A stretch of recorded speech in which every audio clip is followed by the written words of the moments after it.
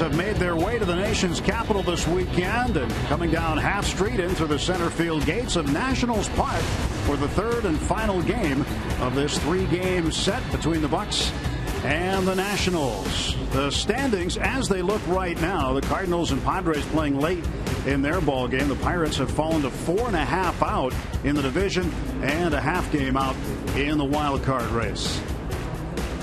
Hi again, everybody, along with Bob Walk. I'm Tim Never. Robbie Ince-Mikowski will join us in just a little bit. And as you see from the standings, Pirates now losing 4 in a row. They've never lost 5 in a row this season. But today is a very important game, a must-win, if you will. Yeah, you really want to win this ball game. The standings, you can see what the effect has been. Still, things are kind of tight, but you're going into a real big series with a team that you're kind of battling with in that wild card standing. You saw the Braves are right on our backside. We need to do something against those guys. You don't want to go into that series with a 5-game losing streak. It's just a mental type thing, but a win tonight would really be big for the Pirates. Their outlook on going home and playing the Braves. Chances are it'll come down to the starting pitching in this ball game. For the Pirates, it's Edinson Volquez. He leads the Bucs staff in wins with 10. Doug Fister going for the Nationals. He leads their staff in victories with 12. So when you really need a win out there, I mean, Edinson is going to be one of those guys that can probably get it for you. He's been doing a great job for the Pirates all year, and you look at what he's been doing this month. Opposition batting average just below 200 a little bit. That's outstanding. But Fister is one of the very best in the league right now. This won't be an easy game tonight. Probably be some kind of pitcher's duel, something we're having to get used to. We're seeing a lot of good starting pitching. Fister is 7-2 in his last 10 starts. He's worked his way into being the Nationals' staff ace. Pirates have to stop the slide here tonight in Washington. They have neither won 5 in a row this year or lost 5 in a row this year. But tonight, looking for a W and then heading home. Pirates and Nationals coming up from Nationals Park.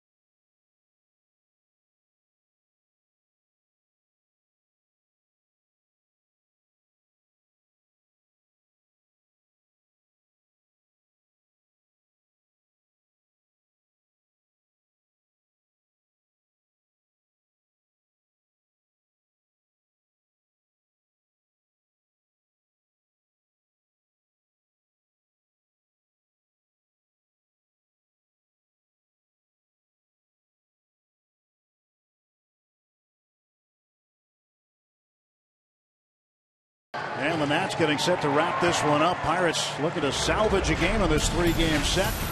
Let's take a look at the Pirates lineup, brought to you by Toyota. Gregory Polanco leads off. Josh Harrison in the 2 spot. Neil Walker batting third. Russell Martin hitting cleanup. He leads all major league catchers with a .413 on base percentage. Then it's Pedro Alvarez, Starling Marte, Travis Snyder, Ike Davis hitting 8th. And Edinson Volquez, the pitcher, bats 9th. As Doug Fister will make the start. Second time he has started against the Bucs this year. He did start on the 25th of May at PNC Park, and he got a win, and the Nationals' only win in that 4-game series. Fister will face Gregory Polanco to get us going here this evening. A 5 o'clock start time. A little unusual start time for a Sunday night. Fister's first pitch is in for a strike, and we're underway. See Fister's numbers on the year. They're all very good. Good numbers against the league. Good numbers against the Pirates. First time through the lineup, we're going to see a lot of fastballs. He's going to get that established, and then he'll start changing things up a little bit. Second, third time through.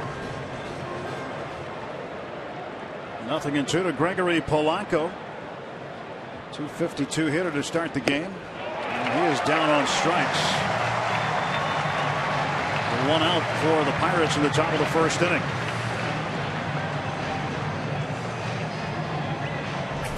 Take a look at the defense presented by Volvo. In the outfield, left to right, Bryce Harper, Denard Span, and Michael Taylor. Anthony Rendon at third, Ian Desmond at short. As Dribble Cabrera at second, Adam LaRoche at first. Wilson Ramos, who had the game-winning hit in the bottom of the 9th last night behind the plate, driving in Bryce Harper, who walked. Went down to second base on a Justin Wilson wild pitch, and then Ramos bounced it into the right field bullpen for a double. And the game was over, and the Nationals had come from 3 runs down to win it 4-3. This is one of those start times that the hitters say they absolutely hate. You have shadows over home plate, the area where they're going to make contact with the baseball, and they're looking out in the bright sun. It's hard for the eyes to adjust, hard to pick up the spin early. 1-1. And Harrison to right field. Taylor will make the catch, and there are 2 gone. Our Allegheny Health Network injury update. Before the game today, the Pirates placed Charlie Morton on the 15-day disabled list. Inflammation in his right hip. Clint Hurdle said it's been bothering him for a little while, to the point where it's been affecting his performance. So Charlie is on the 15-day DL. He was scheduled to pitch Wednesday against the Braves. Garrett Cole will now pitch Wednesday against the Braves. He'll be activated from the disabled list that day and make his return to the major league roster. Neil Walker takes a strike. Switch hitter hitting .276, 16 homers and 50 runs batted in. Neil still easing his way back in. He did play in the late innings last night, did not start. Pops this one up and out into short left field. It is Desmond. And the shortstop makes the catch. And it's a quick 1-2-3, top of the first for Doug Fister.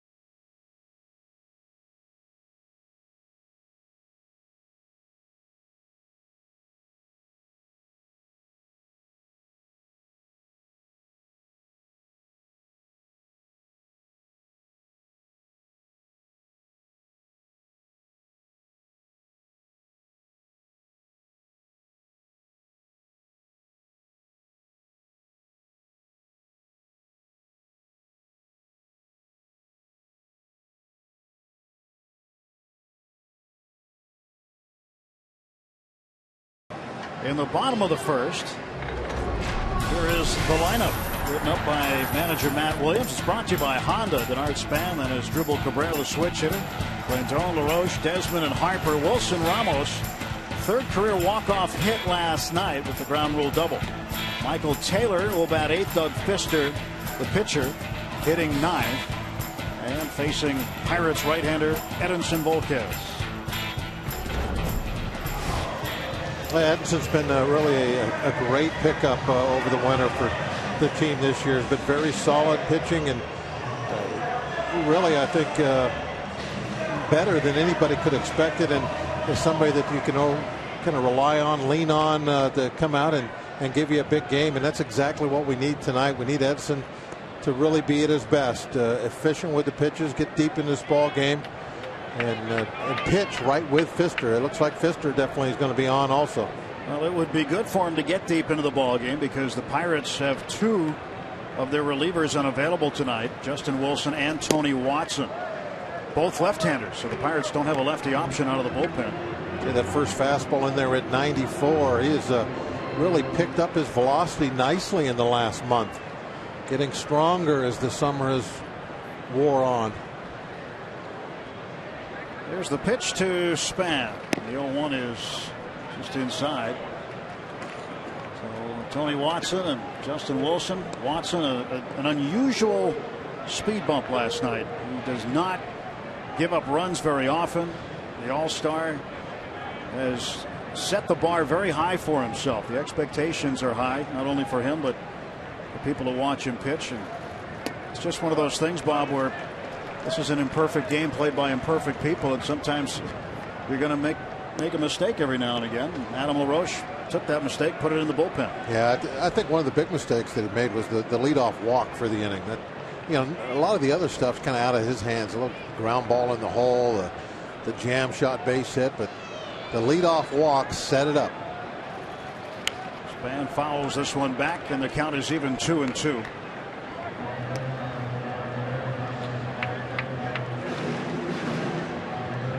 Matt Williams in his first year as the skipper for the Nationals, longtime San Francisco Giant. Played on an American League champion Cleveland Indians team in 1997 and played the Marlins and lost in the World Series. 2-2. Ground ball to Walker. And Span is out. The ground ball was a good weapon for Edinson Volquez last time out. He induced 10 of them. That's always the best way to keep that pitch count down. Pitch to contact. Get some outs. 3 pitch outs, 4 pitch outs. Sprinkle in a 1 or a 2 pitch out occasionally. Then when you get into that 5th inning, you're not sitting there looking at 90 pitches already. As Dribble Cabrera, the former Indian. It's this one toward deep right center field, but Marte is there. Starling Marte runs that ball down, and there's 2 away. 1 pitch out. Marte just kind of gliding over to make a simple catch of it. If this is hit at somebody, that's straight away center field. It's just a routine fly, but it was in a gap, so Marte had to get over there. He is a glider. Very smooth when he's running into those gaps. Third baseman Anthony Rendon, 274 batter. Rendon will take a strike. He hit into a double play in the 8th inning of last night's game, which gave the Pirates some hope that they were going to get things wrapped up, and the next batter, LaRoche, would hit the 2-run homer to tie it. Rendon ended up 0 for 4 last night, and he's got just 1 hit in the series so far. And LaRoche had a very subpar July, but in August he's been one of the Nationals' hottest hitters. Rendon lines it to left field. 2-out single for Rendon. An 0-2 pitch in the strike zone off speed.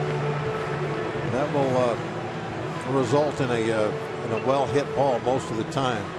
Guys getting that 2-strike approach. If they get something soft in the zone, they're going to hit it.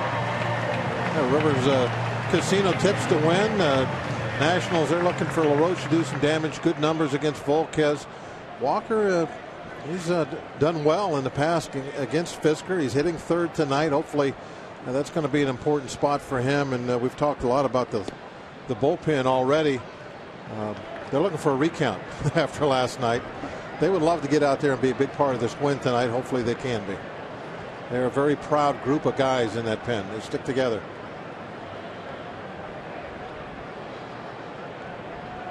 Nothing in 1 to LaRoche.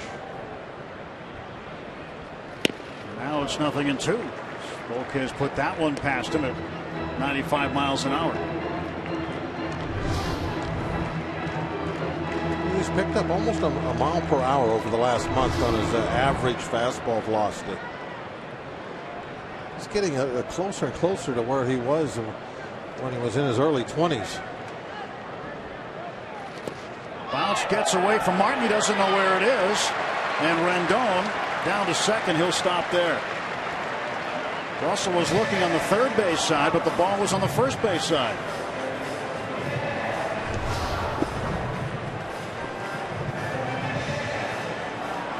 Not sure what that pitch was. Martin went after it like it was a fastball because he didn't really get down for it, but it was just 88. Rendon moving into scoring position. 1-2 to LaRoche.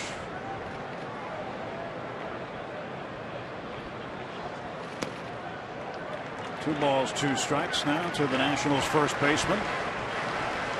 Edinson Volquez, in 5 career starts against Washington, is 2-2. He did win his start this year against the Nats on the 22nd of May. It was a 3-1 Pirates win. Went 6 strong innings in that ball game. 2-2. Tried for that inside corner and missed.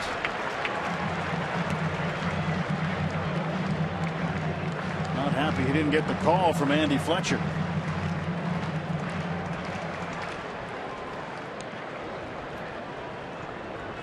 Andy Fletcher calling the balls and strikes. Mike Michalensky at first, Tom Woodring at second, and Mark Wegner, the crew chief, and back at third tonight.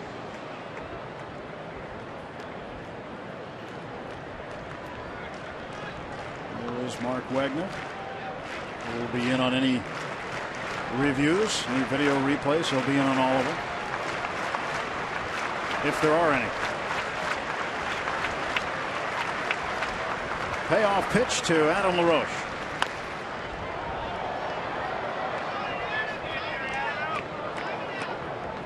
Another mile an hour on that pitch.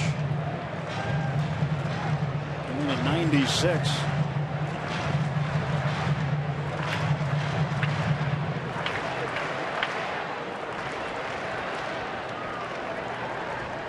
Volquez, over his last 9 starts, is 6-1.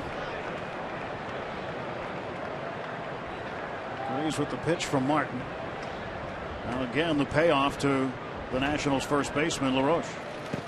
And he's walked it. 2 on and 2 out for Washington. I can understand why he'd want to go breaking ball there and take a shot. LaRoche, pretty good fastball hitter, and we might not score a lot of runs today. So normally, pitching around somebody in the first inning is kind of against my mantra, what I really, preach. But in this case, with that open base, not giving in to him, not throwing him a fastball, even though it's very early in the ball game, might make some sense. Shortstop Ian Desmond now facing Volquez. Rendon at second, LaRoche at first. And a strike. Desmond had a hit, 4 trips to the plate last night. Hitting .248 on the season. Has 2 hits in this series.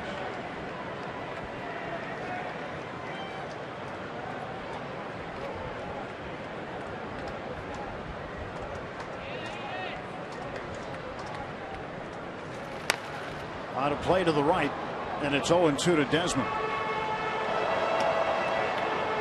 Desmond's had 3 straight 20 home run seasons.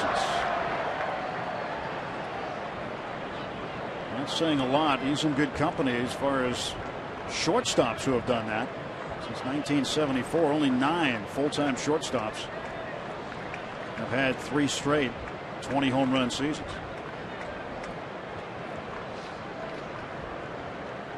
Here's the 0-2.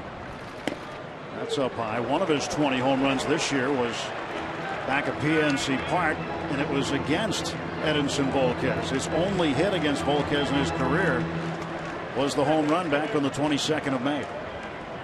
Yeah, considering the numbers that he has put up power-wise last 3 years, kind of flies under the radar a little bit. Well, you think of him as a power hitter, but you think of a shortstop, he certainly is one. He strikes out to end the inning. The runs a hit, 2 left for the Nationals. On to the second, no score.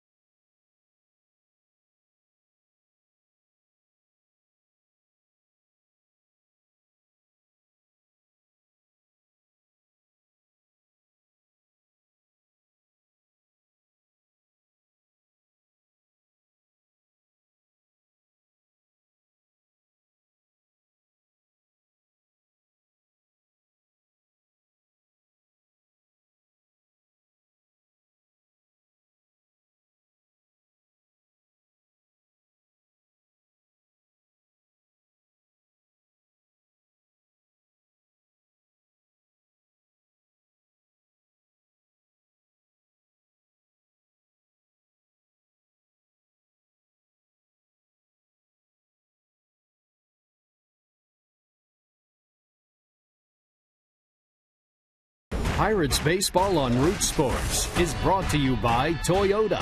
Now's the time to go places with Toyota. Visit buyatoyota.com for special offers.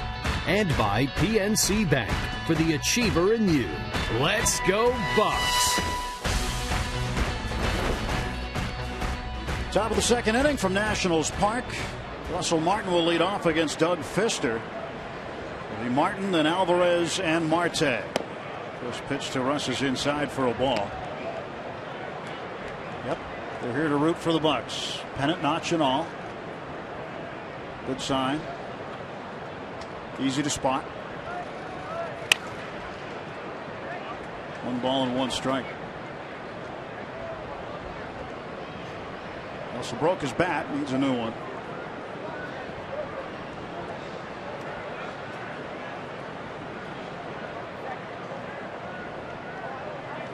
Got to get that sticky stuff on there. Get the right feel for holding it. So he uses the gold tape.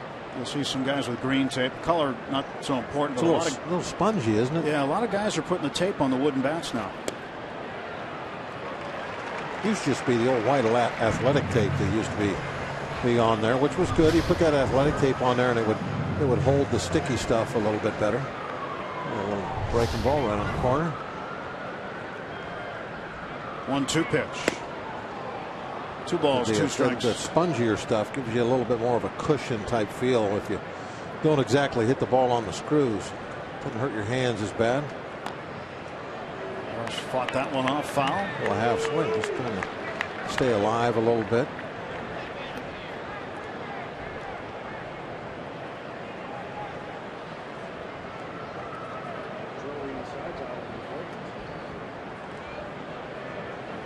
Two and two is Fister, 30-year-old right-hander, former Tiger. gets set to deliver. And Martin goes to right field. Waiting for it is Taylor. He's one out. 4 in a row to set down to start the ball game for Doug Fister. In fact, his last start Tuesday against the Mets, he retired 9 of the first 10 Mets he faced. So he can get on a roll every now and then. Steve McCatty, the pitching coach, so far hasn't had to do much coaching with Fister on the hill. Fister 12-3 and a .234 earned run average. Pedro fouls this one back. Well, Fister right now really staying true to his scouting report form. He is going at him with the fastball pretty much. Their first time through the lineup. About 7 out of 10. First time through, he'll go fastball.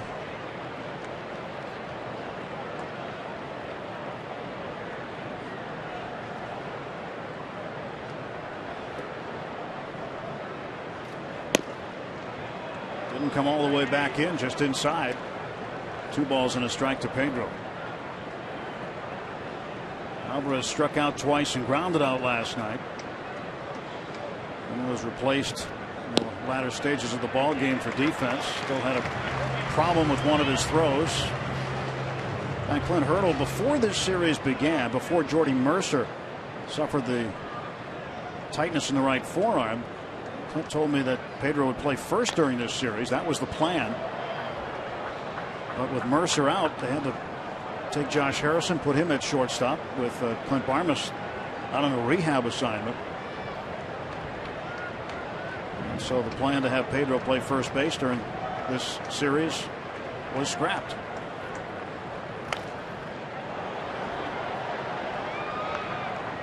Jordy Mercer says he feels better every day, recovering from some right forearm tightness. Said he didn't have much on his throws and bothering him. Pitch inside to Pedro. 3 balls and 2 strikes.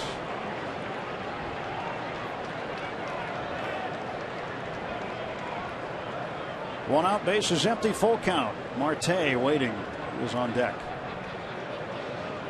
And Pedro down on strikes. Off speed pitch got him.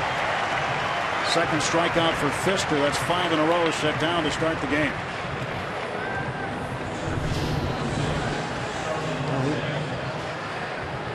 Was used to this kind of work. Been incredibly effective. Change up. See Pedro's bat through the zone before the ball got there. Pitch to Marte, and he takes a strike. Pedro has been battling with the strikeout again. Strikes out here, struck out twice last night, and twice in game 1.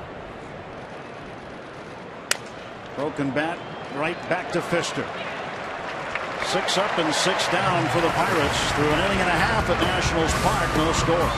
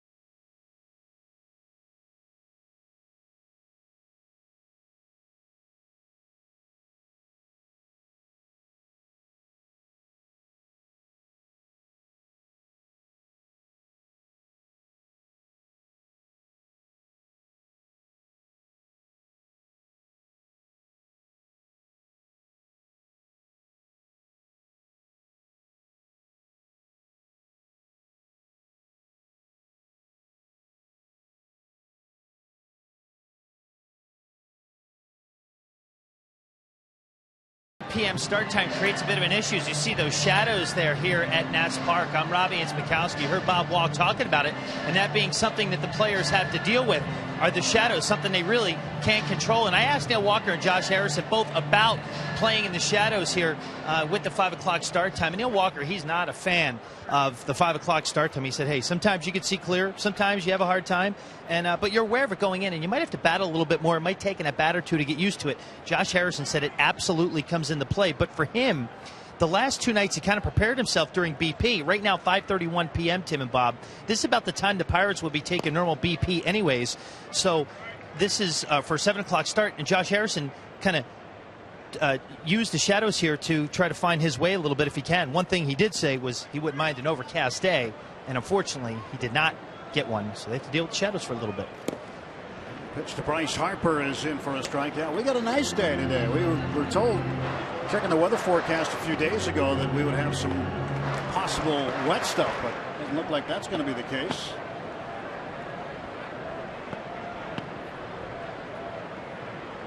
Pitch to Harper.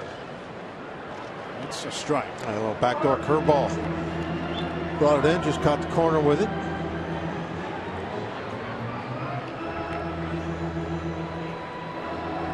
One ball, 2 strikes to Bryce Harper.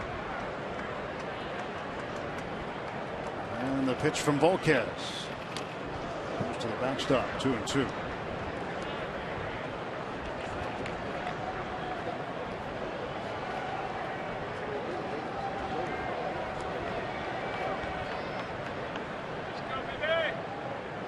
Volquez pitching to Harper. Harper just not quite where he was a year ago at this time.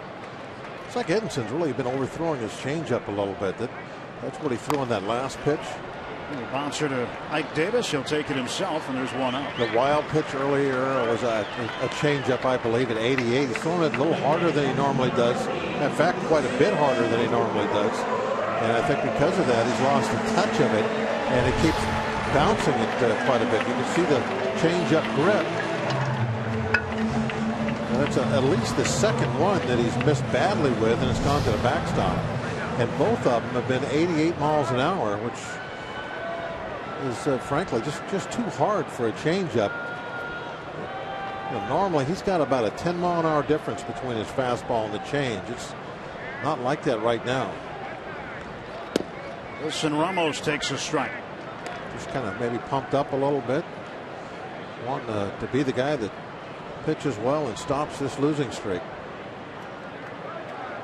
That's usually what you lose is the touch pitches when you try to do a little too much. Walker behind the bag, throws to first, got him. What a play by Walker. And a nice accurate throw, even though it bounced, it was on line.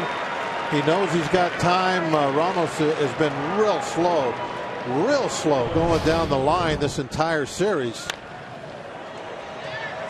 So if he can make an accurate throw, he's probably going to get him, and accurate enough.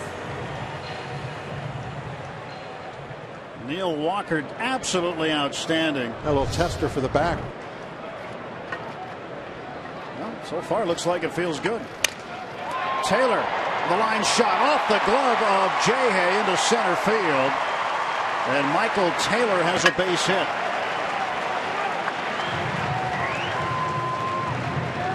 Jay with a good effort, just couldn't collect the baseball. He's playing way over in the hole, so he's got quite a ways to go to get to that line drive. Just about got there. Right off the very end of the glove.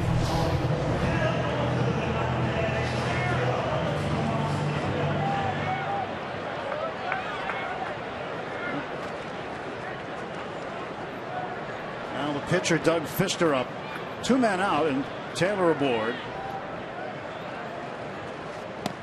Pitch just outside for a ball. Let's take another look at the play made by Neil Walker, the Allegheny Health Network Supermo.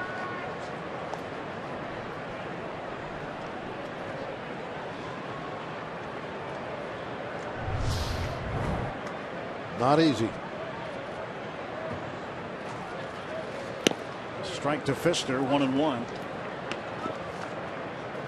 has made some good plays, and from the time he was converted from a third baseman to a second baseman to what he does now, things that he does now are almost automatic around the bag. He can get to some baseballs behind second and in the hole. Uh-oh. Another one got away from Martin, and now Taylor down at second. Second wild pitch for Volquez in as many innings. And that looked like a conventional curveball that put on the ground. That's one that most of the time you're going to get blocked. The catcher knows that you're going to throw the hook. You're halfway expecting it, that it might bounce in front of you. You try to get out there and take it off the chest protector so it doesn't go anywhere. Volquez checks the runner. Now the 1-2. Pfister hits a looper and foul ground. Alvarez not able to get to it.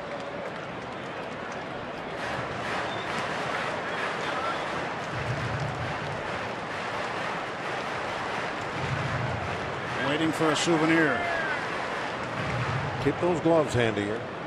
Sitting close. Might have to hide behind that glove on a line drive. Taylor off second, 2 outs. 1-2 pitch to Doug Pfister. Struck him out. One hit and the Nationals lead a man. Ahead of the third, still scoreless in D.C.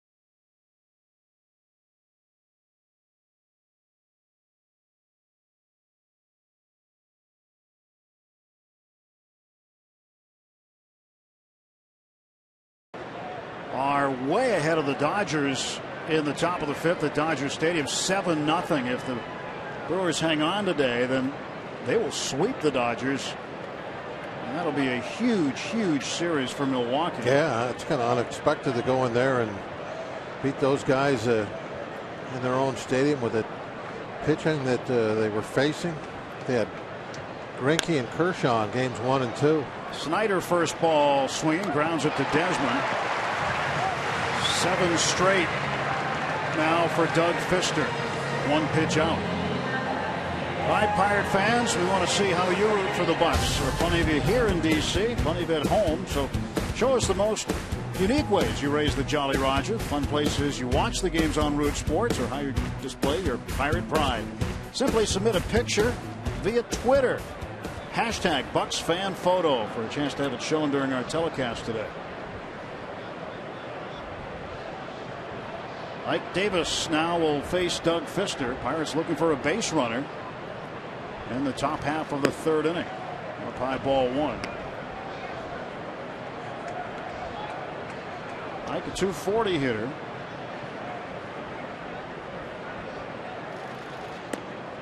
Pitch on the inside edge for a strike. 1-1. Ike has more home runs and RBIs against the Nationals than any other team. 11 home runs and 30 runs batted in. I don't know if Ike liked that call very much, but it was right on the corner. 2-1.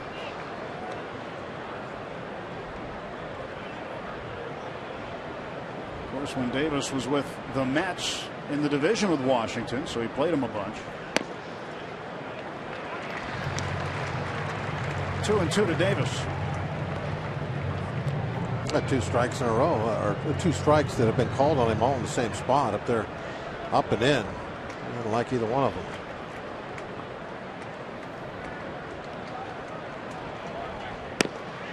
Count is full now, 3-2.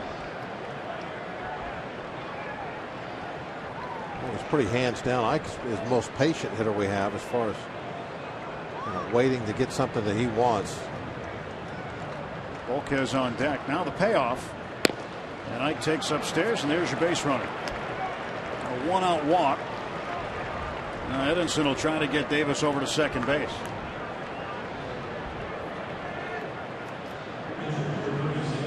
Volquez just 1 for 33 on the year. He does have 7 sacrifices. I asked him the other day in Detroit when his next hit was coming. He said, "It's coming. I'm due." Well, won't be here. No, it won't be here, but he is about as due as anybody I've ever seen. .030 batting average.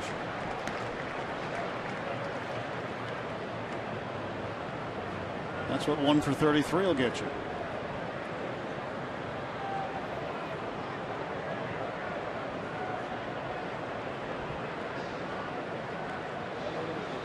Volquez attempts the bunt, fouls it off, and that is strike 2.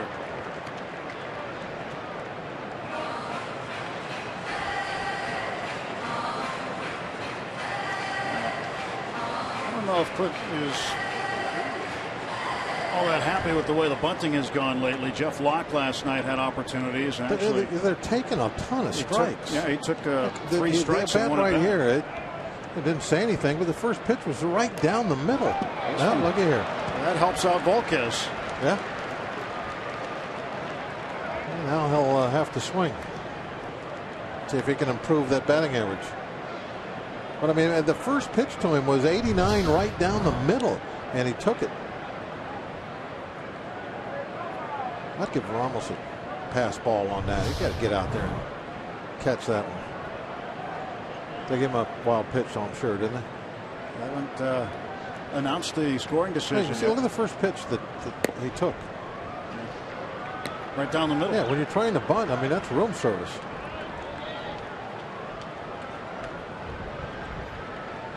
They did score a wild pitch.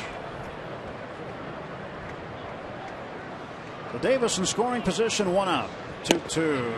And Edinson strikes out looking.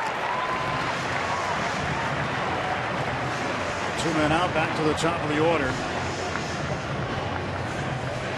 Pirates and PNC Bank are teaming up to bring you discounted tickets. Save up to $10 off tickets to every weekday matinee and Friday home game when you use your PNC Bank Pirates debit card at the ticket windows.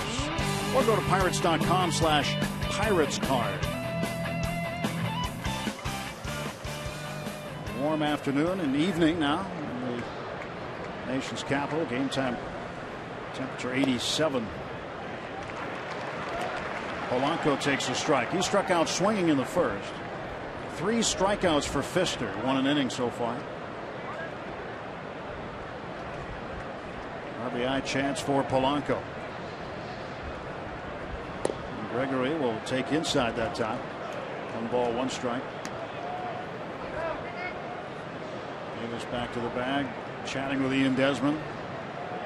That must be inherent in most first basemen. They're just chatty because they're always talking when guys get down to first base when they have the glove on. There are very few that aren't chatty. Polanco to left center. Span backpedaling makes the catch. No runs, no hits, but a man left. After 2.5, scoreless still.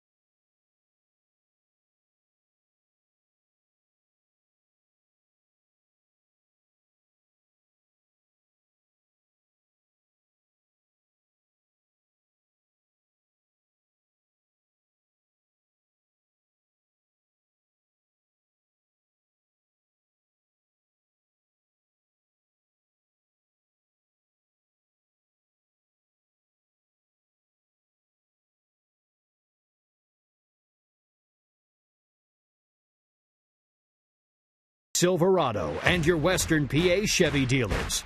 And by Day Automotive, we're going to make your day. Let's go Bucks!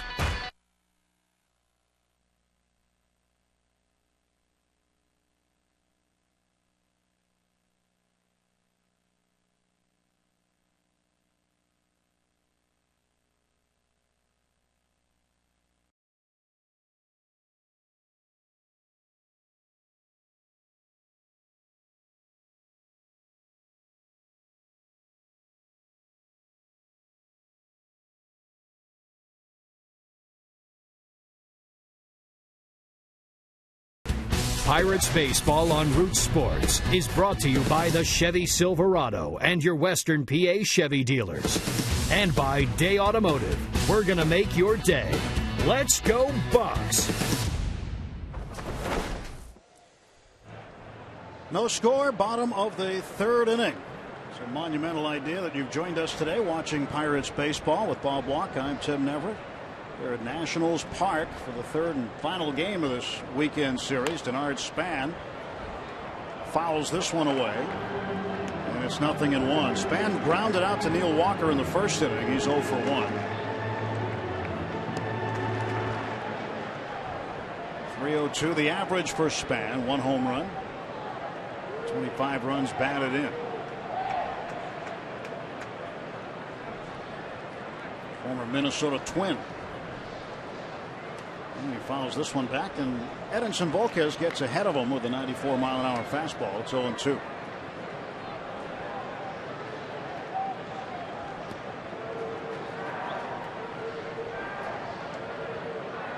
Volquez in the bottom of the third will face Span, Cabrera, and Rendon.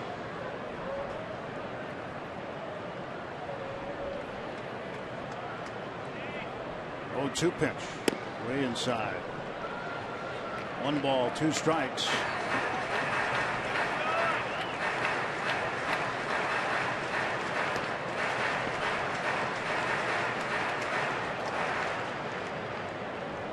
Well, Tim, so far, it's a game we expected. Both starters putting up zeros, which just puts a little more pressure on every inning you get by. Foul, just foul. The deeper you get into the ball game, get to 4th, 5th inning, you start thinking, okay, I can't even give up 1. Volquez getting that ball in on Span, shattered his bat.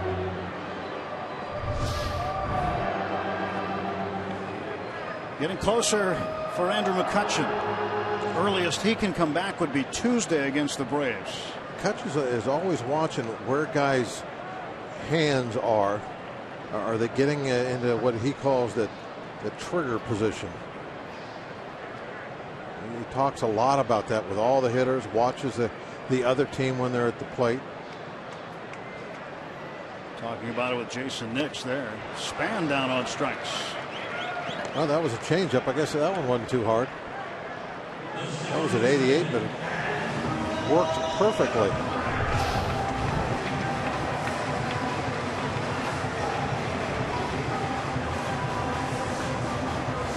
There you see, it's a circle change. It's pretty impressive that he can throw a circle change up there at 88. And we've seen, well, in fact, the other day we saw from Charlie. He was throwing some fastballs at 89.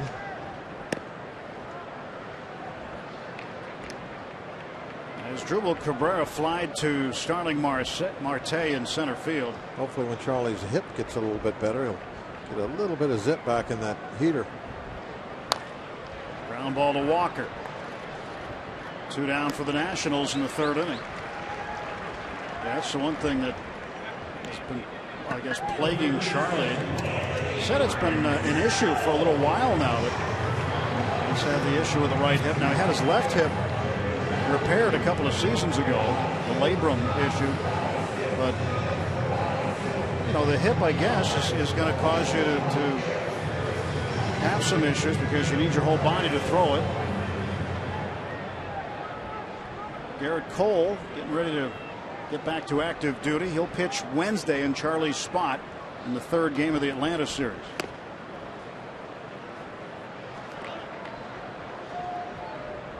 That'll be 5 days rest for him. Yeah, you look at the rotation and how it just like changes and goes all over the place. It's almost funny how much time we spend the last couple of weeks of March figuring out who's going to pitch where. Yeah, it's true. And Charlie had been the only full-time starter this year to not miss a start. Yep. And now he's in that club where at least one start has been missed by everybody. So 1-1. And that's outside. 2 balls and a strike. Rendon had a base hit to left field in the first inning. Batting with 2 outs and the base is empty.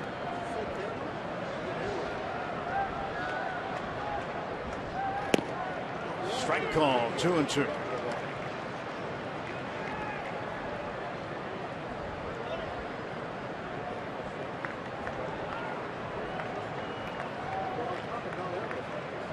Rendon facing Volquez. 2 outs, the 2-2 pitch. Ball it back. Rendon didn't play a long time in the minor leagues. He had just 79 minor league games. 2011, he was the 6th overall selection by the Nationals out of North Carolina. Mike Rizzo, the GM, still working on the phones. He's got a first-place ball club, the Braves, chasing him by 6. You can't ever back off and rest. Strike 3 called as Volquez caught the outside corner, and he sits down Rendon.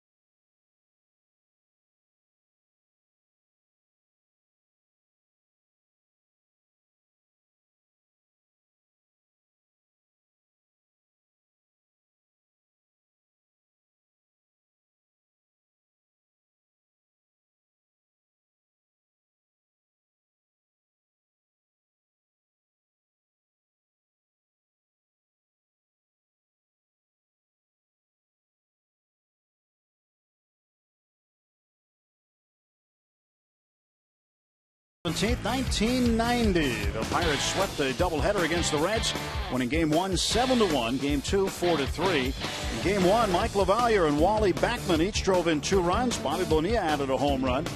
Mike York got the win for the Bucs in his major league debut, throwing 7 innings of shutout ball. In Game 2, Bonilla homered again, as did Jeff King and Jay Bell. Bell drove in the game-winning run with a 2-out single in the 8th to bring home John Cangelosi. That's our this day in Pirates history. Pitch to Josh Harrison as he leads off in the top of the 4th inning of a scoreless ball game. Pirates have dropped 4 in a row. The Nationals have won 5 in a row. Harrison to right field, right at Taylor. No, I like the good contact. It's maybe a start to get something done against Pfister. The Shadows are about to make their way completely across the field, so that the hitters won't have to deal with that. Maybe another inning and a half. Once that batter's eye gets into the shadow, then it's back to normal for them. batter's eye being the backdrop that they're looking into as they look past the pitcher. It's what the ball looks to be coming out of. That's the batter's eye. The big green AstroTurf, the big green wall. That's what the hitters are looking at as they're trying to find the baseball. There you get a good view of what they're looking at. 1-1 to Walker. Every stadium has something like that, whether it's just a simple green tarp or an ivy covered wall like in Philadelphia. It's a good idea there with the fake grass. You don't have to take care of it much. Walker pops this one up. LaRoche takes over, and there are 2 down. Neal is 0 for 2. Well, Russell Martin is known as Super Russ to his teammates, and on a special edition of Inside Pirates Baseball, you'll find out why. Some of it's obvious, like his strength and accuracy behind the plate, but there's more to Martin's talents both on and off the field. Explore them all on Inside Pirates Baseball. Super Russ, debuting Friday at 7 on Root Sports. He even brought his skateboard to Detroit as a ramp that you can come down where the players enter. He's down that ramp. He was on it today. Got off the bus, dropped the skateboard down, and rode it all the way to the clubhouse. Right down that long tunnel. Good way to get from the bus to the clubhouse. That was a heck of a play. Nice catch by the youngster. I guess the shadows in the sun doesn't bother him. Nah. Martin out in front of that off-speed pitch. And it's 0-2 to Russ.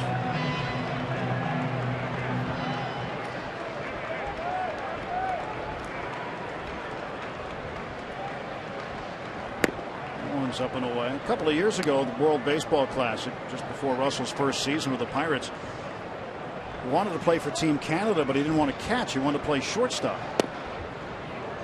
And for those, we hadn't seen a lot of him, hadn't been around him much. You're thinking, well, he's a catcher. Why does he want to play shortstop? But after being around him and seeing what he does, I believe he could have done it. Ground ball to the left side. Rendon scoops it up. And the Pirates gone in order for the 3rd time in 4 innings.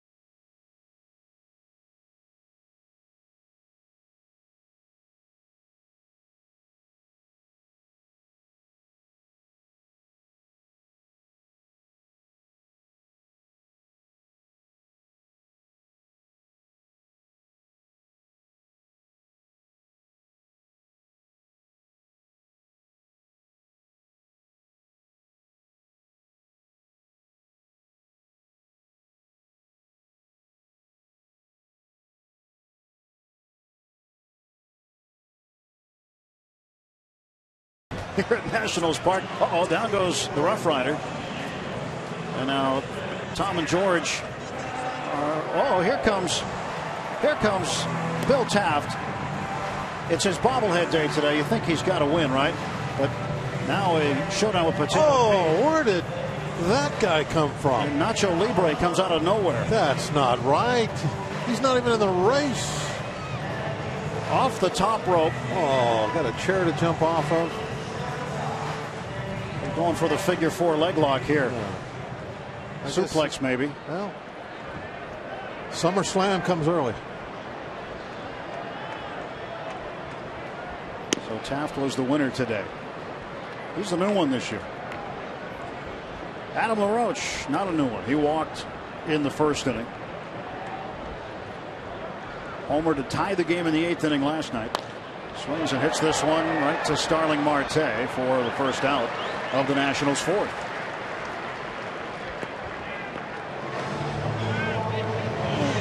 Quick out for Volquez as LaRoche flies to Marte. Now Edinson will face the shortstop, Ian Desmond.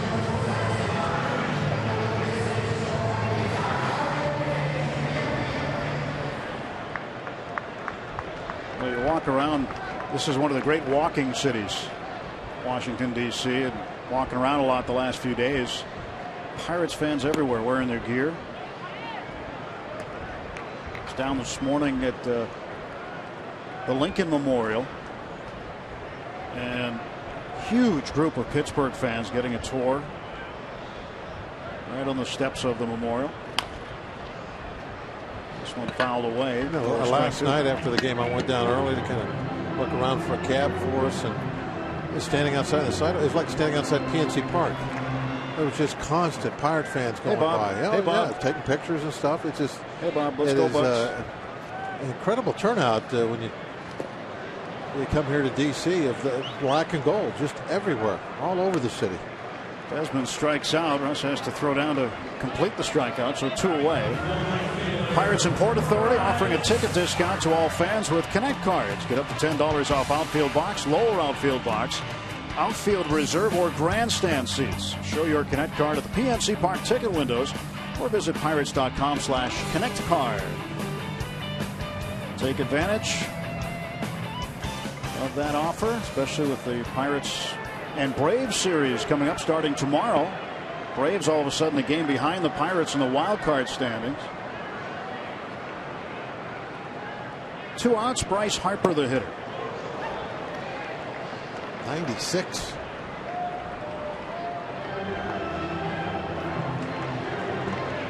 Bryce Harper has been battling various ailments during this series. Foul balls off the foot, and that time looked like he swung and might have felt something. That left wrist, maybe he's got it heavily taped.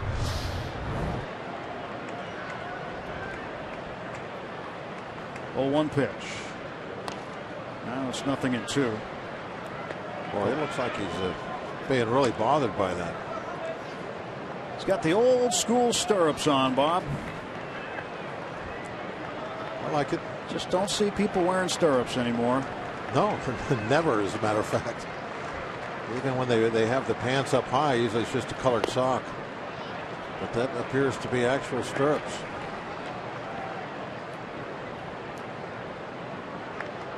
Well, somewhere little leaguers are making a note of what Bryce is wearing, and they'll start breaking them out in the spring or fall ball, wherever they are and play. 1-2.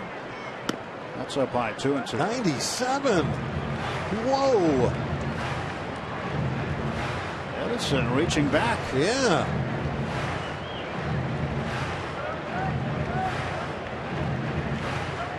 No wonder that average is up.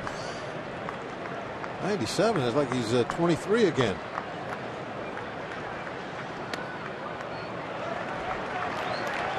Count is full to Harper.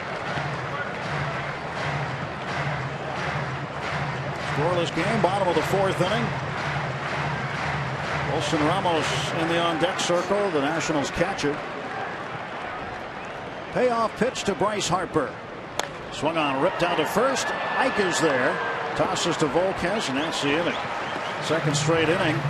Volquez has sent the Nationals down in order. He's retired 7 straight.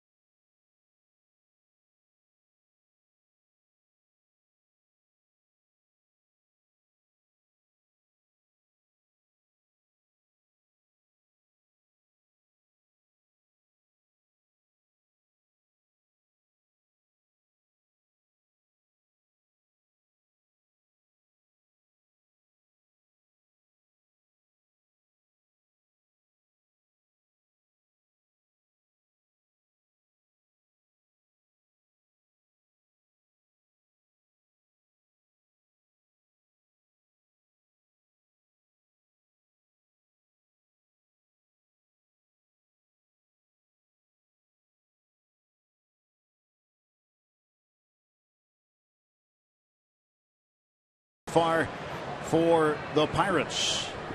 And fans, you can follow every Pirates game with MLB.com at bat on your favorite mobile phone or tablet. Get live look-ins, instant replay, scores, stats, audio, free MLB.tv game of the day, and more. Download on the App Store or visit Pirates.com today.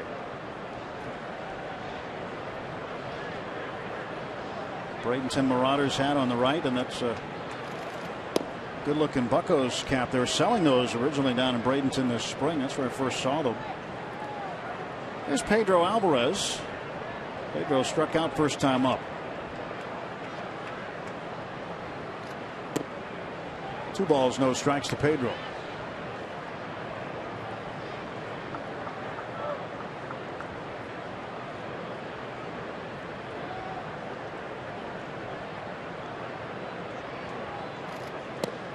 That pitch is in there for a strike. Well, the family we showed you when we came back from break, the family of Kevin Roach, who is Pirates video coordinator, his daughter Ella celebrating a birthday today. All together here in D.C.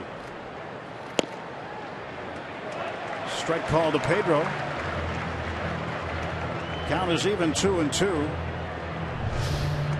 Little tail brought it back to the strike zone. See how it moves back right there at the end. It's a good pitch to throw if you can master it. Oh, Pedro turned on it. That was an upper deck foul ball.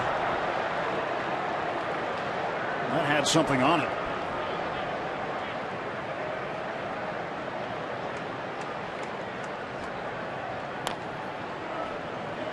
Still 2-2 to Alvarez. Was able to stay back long enough on the off-speed pitch, well out of the strike zone away to make contact and foul it off and see another one.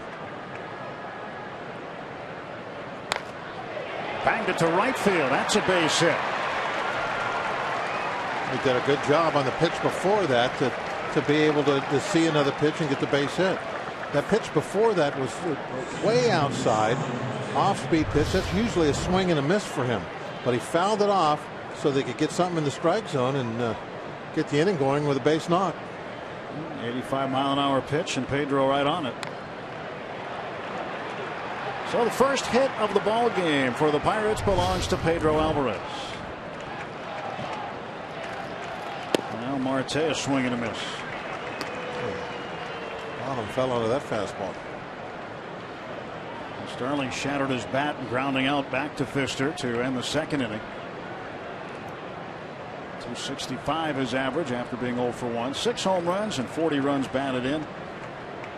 Marte had his last home run here Friday. 2-run shot in the fourth.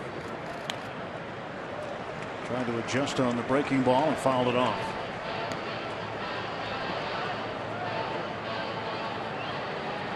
Marte hit cleanup last night. First time in his career he hit cleanup. Ended up going 2 for 4 with a double and an RBI. He's really been hitting the ball well since he's kind of had to carry more of the load, play some center field. Everybody has picked up their game on offense. And Travis Snyder's done a great job since Kutch has been on the bench.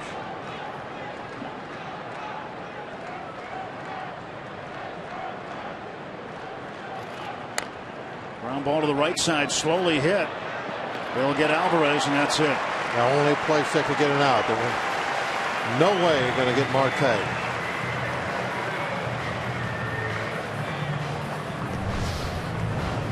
Trying to go up and in, got that ball up there. That is a weak spot for Marte, and you can see why. Numbers don't lie. And also, if you look at that, you can see why he gets hit so much. Everybody knows he's got a hole up and in, so that's where they try to pitch him, and that's why you see him get hit in the back of that arm so frequently. That's where the right-handers try to put the ball. Strike one to Travis Snyder. Snyder grounded out to the shortstop Desmond in the third inning on the first pitch you saw. So 1 on, 1 out, no score. Fifth inning. This one to right field, and that ball's going to get down for a hit. Now Marte in scoring position at second base. 2 hits in the inning for the Pirates.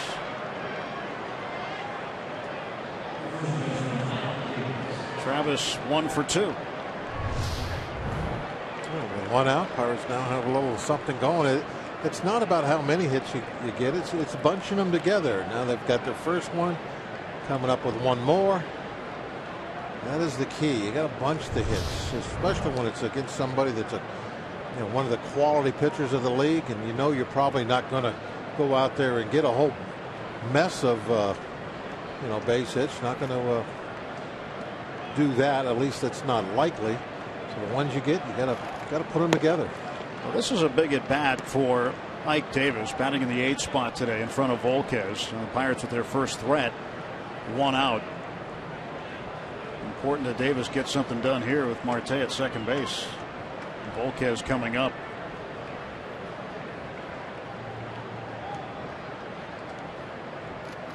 And Ike hits this one in the air deep to center field. Going back, Span. Backpedaling at the track. He makes the catch. Both runners tagging. And Davis flies out very deep. Runners move up 90 feet. There are 2 down. A real smart move there by Travis. And he's watching his, the runner in front of him, Marte. Sees Marte tag, so then he goes and tags up. For Marte, getting to third base is not the big deal. You want to get Snyder.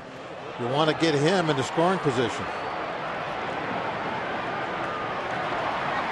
Actually, Snyder was really the guy that was more on top of it. He headed back, I guess, in anticipation that Marte was going to attack. But I mean, that was the important move, is to get Travis to get over in the second base. That deep fly ball. Now just a single. We go up by 2 instead of 1.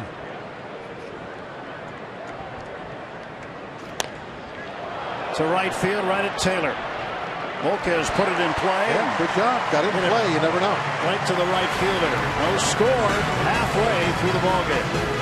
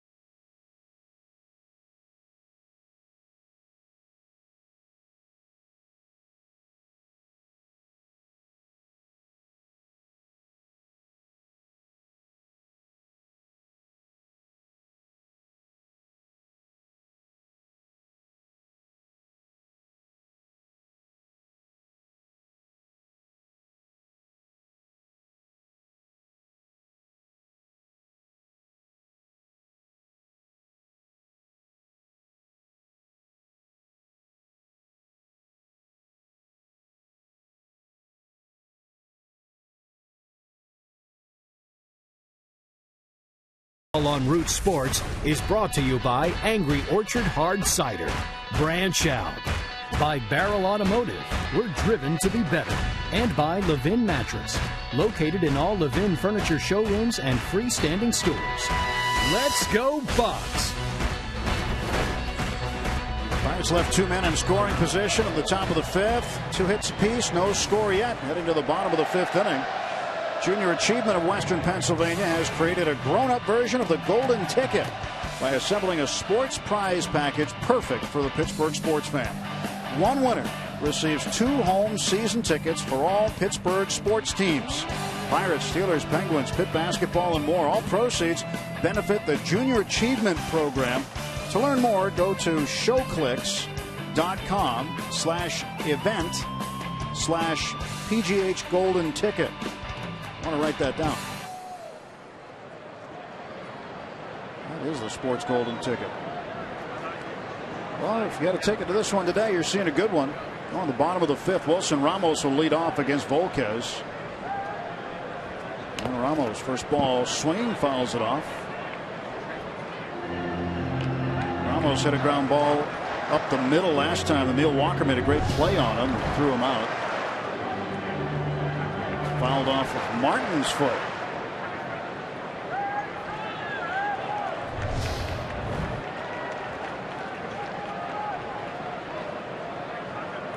Nothing in one to Ramos.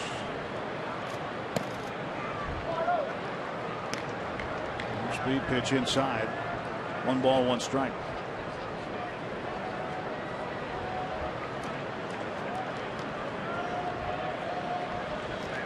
Ramos had the golden ticket last night with his walk-off double, 3rd career walk-off hit. Nationals erased a 3-run Pirates lead last night, 3 in the 8th, and then the walk-off hit by Ramos in the 9th gave Matt Williams' team their 68th win and 5th win in a row.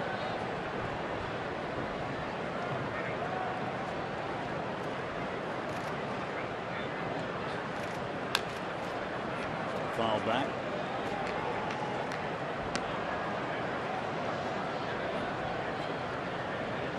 This is game number 124 on the regular season. 38 of them to play in the regular season after tonight. So as the players are saying now, it's go time. This is the time of the season when everything matters, and not that it doesn't matter before, but it just gets magnified now, getting into that final month of the season. Yeah, the games all count the same, but earlier in the season you have a tendency to not think that way. So you kind of like a shrug over a tough loss, and really easier to move on. But losses now, they don't really count for any more than losses in May or June, but they seem to bite a little harder. Ground ball to short. Harrison throws him out. A little help from Mike Davis at the end of the play. And there's 1 down for the Nationals. Here's a look at the road ahead for the Pirates, brought to you by Nissan. And it's a rough road ahead for the Bucs. A lot more playoff contenders on their schedule coming up. Tomorrow, the Pirates open a brief 3-game homestand with the Braves. They're battling in the wild card standings. They're a game behind the Pirates right now, and the Bucs a half game out. Then it'll be division play for the first time since the All-Star break. 3 in Milwaukee against the division-leading Brewers. Next week, the Bucs will be back home for 3 each against the Cards and the Reds. Then September opens the series in St. Louis and Chicago. And the Brewers one more time at home in September. That'll be the last series. And if things break right for the Pirates, that actually might be, it's possible, a series that could have a bearing on the division crown. So for the remaining home games, make sure you're out there at PNC Park.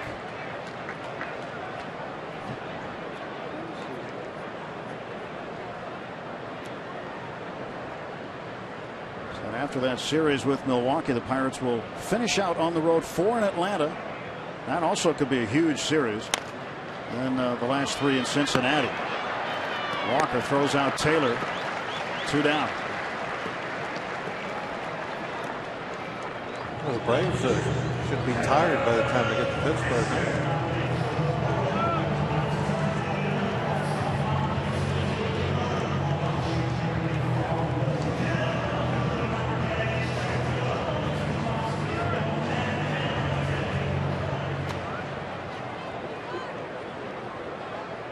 Doug Fister batting with 2 down and nobody aboard.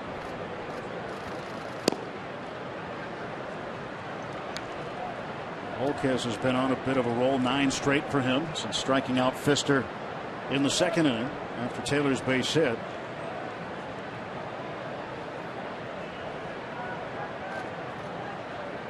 Ready for the 1-0.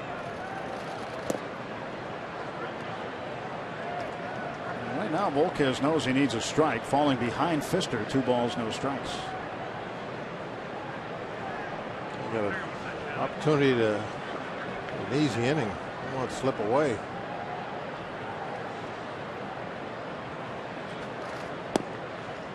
Here's a strike, caught the outside part of the plate. 2-1 to Doug Fister. Fister's been up just the one time in the second inning, and he struck out swinging. 2-1 is hit to Ike Davis. He will handle it himself, and he'll win the foot race to the bag.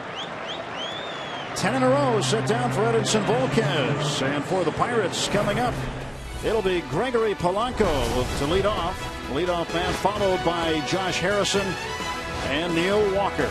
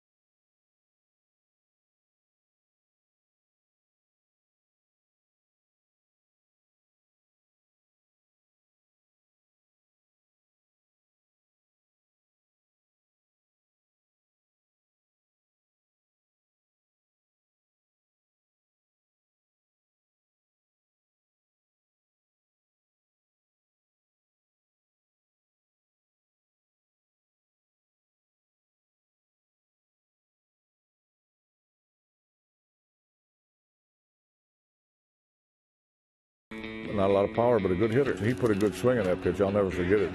I can see it as if it was yesterday. Wohlers was going to charge Spanky, and Spanky was smart enough to charge Wohlers. Don't miss Jim Leyland, Jay Bell, Rich Donnelly, Ray Miller, and Bob Walk recall Game 4 of the Pirates' 1991 NLCS against the Braves on the next Root Sports Classics. Hear their stories while reliving the Bucs' defeat the Braves in extras to even the series on Bucs Chop Down Braves. Pirates 1991 NLCS Game 4, Thursday at 6:30 on Root Sports. And with Bob Walk, I'm Ted Never. Robbie Ince-Mikowski is here as well. Pretty nice night here in Washington, D.C. No score. Start the top half of the sixth inning. And Polanco swing and a miss. Gregory's 0 for 2. Struck out in the first. Flied to center in the third. Well, I'd ask you about some stories about that game, Bob, but I think we ought to save them for the show. Oh, yeah. They don't want to spoil them. Yeah. Good times. All three of those years.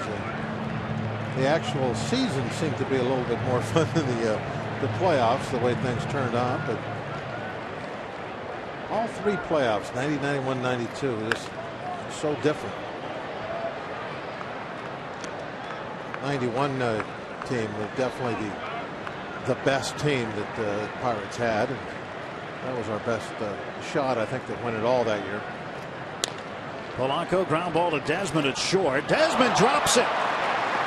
And the door has been opened up a crack now for the Pirates as the leadoff man is aboard. In a game like this, that's the kind of thing that might turn it around a little bit.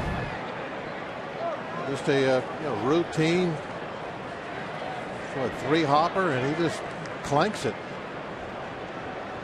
But both these pitchers doing such a great job. It definitely could be a defensive lapse that means the difference. 19th error this year for Desmond. Especially to lead off an inning, somebody with speed like Polanco. See what the Pirates can do with it now.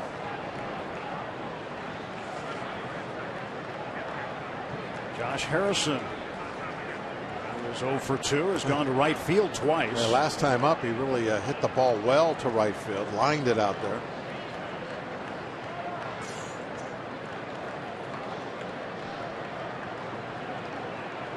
Nationals catchers combined this year done down better than 33% of would-be base stealers. There goes Polanco. Oh, beautiful job by Harrison going to right field. Heading to third base, Polanco.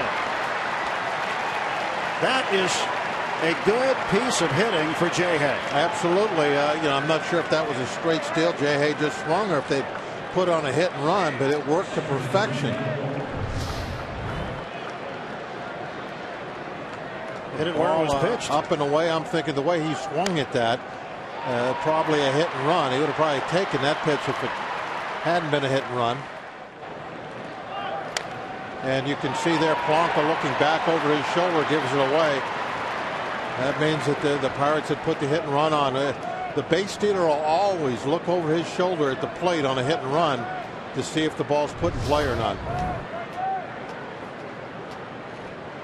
Neil Walker takes inside. Neil is 0 for 2. He's popped up twice. 275. 50 runs batted in. He's got $2 on the pond right now. With Harrison at first and Polanco at third. Right back to Pfister. They've got Polanco hung up. He's heading to the plate. He's going to be safe. Ball got away from Ramos. And the Pirates take a 1-0 lead. I talked about the poor defense maybe being the difference in this ball game. You had the error at short, and now Polanco is a dead duck at the plate, and Rendon just throws it away. Second error of the inning, and Jay Hay all the way to third now with nobody out. We could really end up having a bigger inning now, a crooked number. Really a fine job by Pfister.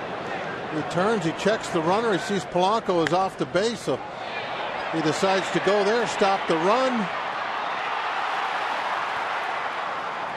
Poor throw home.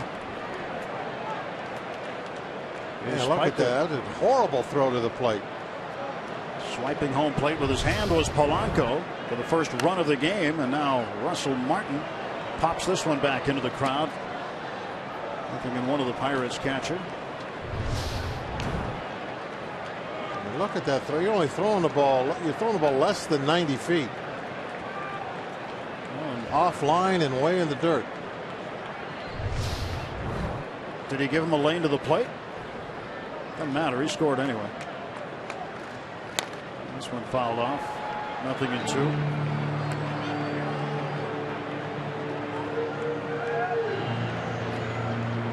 Hopefully next year we're not even discussing the lane to the plate. I hope so. They put a big red X to that rule change. First and third, nobody out. 1-0 Bucks. Go to first, and Walker is back. Polanco reaching on the error by Desmond, scoring on the error by Rendon.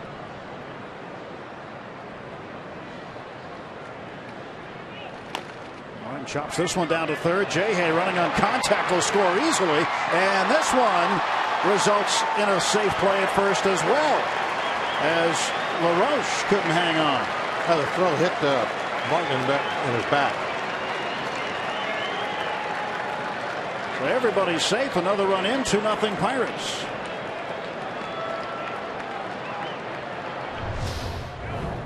Jay Hay he going on contact. The throw is wide. I don't think it was going to be out anyway. I think he might have. Maybe if it's on target, it's going to beat him out. Well, maybe not. A good throw would have had him. Now that I've seen the Supermo.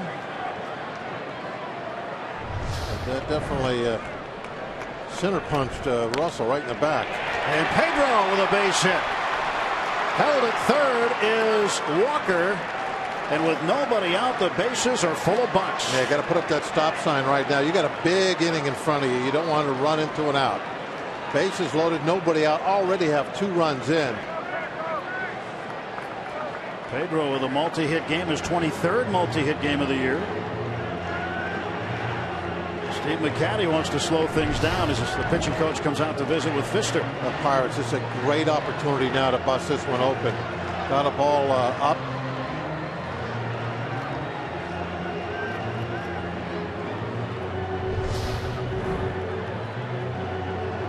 They drove hits in successive at bats. Now Pfister running into trouble really for the first time today. Get a pitching duel. You got to make the plays on defense. Just a bad inning for the left side of the infield for the Nationals. 2-0, bases loaded, nobody out, and Marte takes ball one.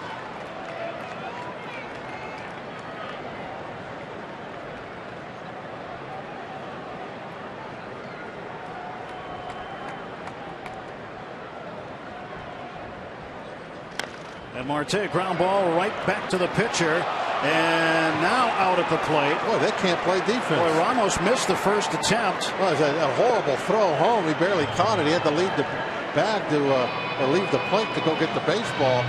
And Pfister messes up an easy double play. It's hard to get Marte, but you know, a ball hit one hopper right back to the mound. Now you have your double play right in front of you. You don't even have to give up a run. And he almost throws the ball to the backstop. Ramos has to jump for it and then go back and touch the plate. They just can't do anything on defense right now. Pfister now will face Travis Snyder, who is 1 for 2. Strike one.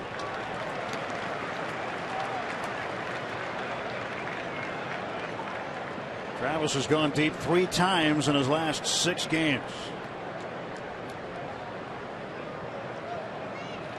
Up and in under the chin.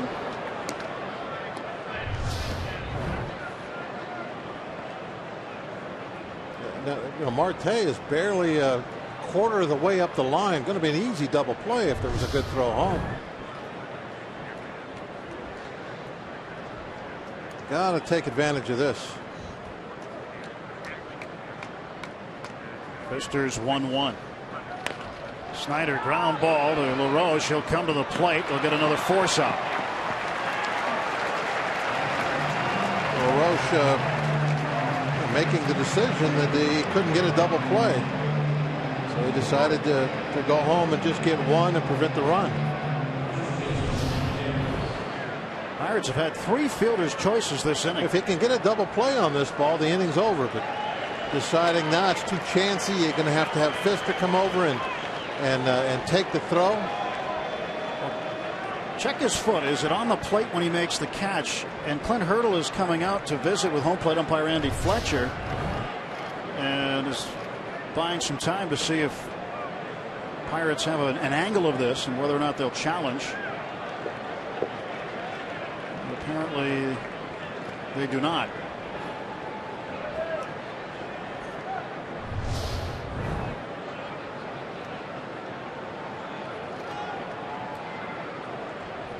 That's close, but I don't think that's clear enough for an overturn. But still, that was a very interesting decision by LaRoche. Does he go for the double play with the pitcher covering the bag and get the inning over, or not? He decided to just try and get one out and stop the run. So now Ike Davis with the bases full takes a strike. Breaking ball. And again, another big at bat for Davis with the bases loaded. Alvarez is at third base. Over at second, Starling Marte. And Travis Snyder is at first. 0-1. That's inside, 1 ball and 1 strike. And the bases are loaded. Ike Davis with 16 runs batted in. He's 5 for 11. He's just 1 RBI behind the Reds' Devin Mesoraco in that category. He's got 17 runs batted in with the bases full. 2-1.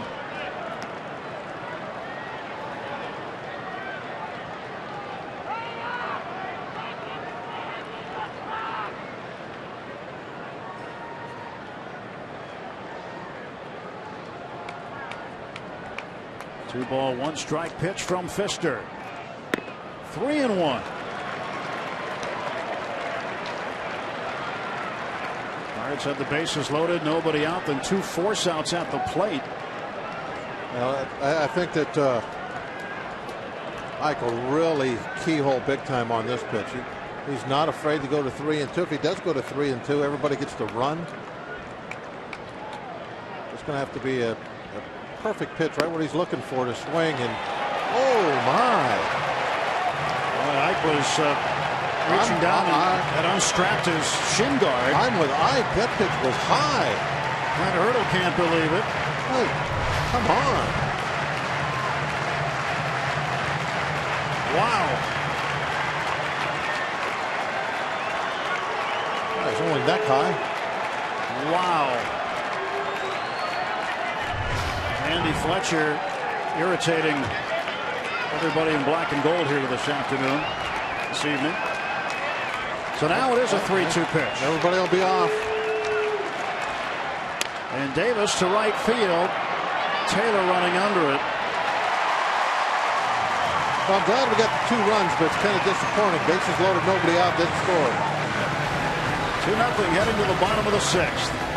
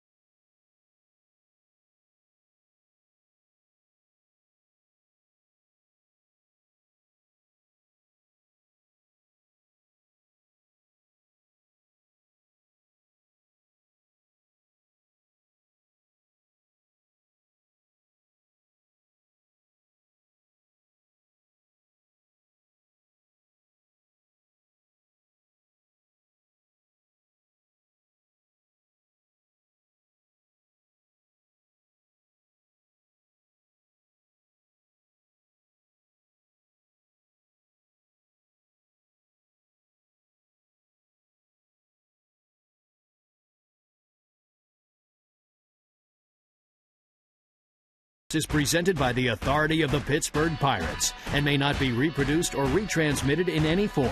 And the accounts and descriptions of this game may not be disseminated without the express written consent of the Pittsburgh Pirates.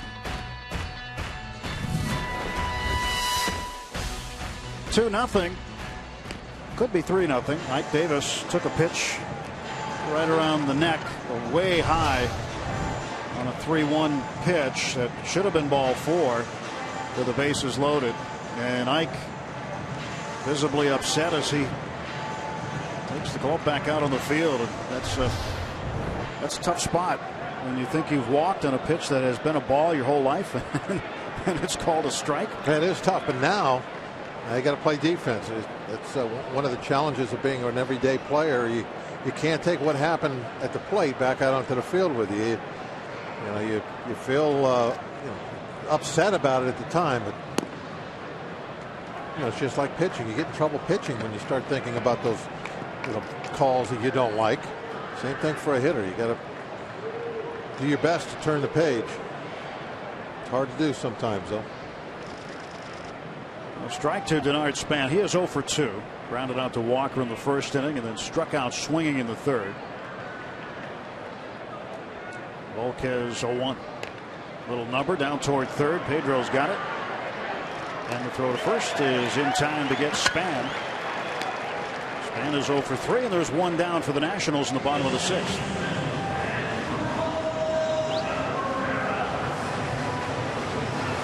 Pedro hadn't played well. He was way in on the grass. Now Volquez will face Asdrubal Cabrera, the second baseman.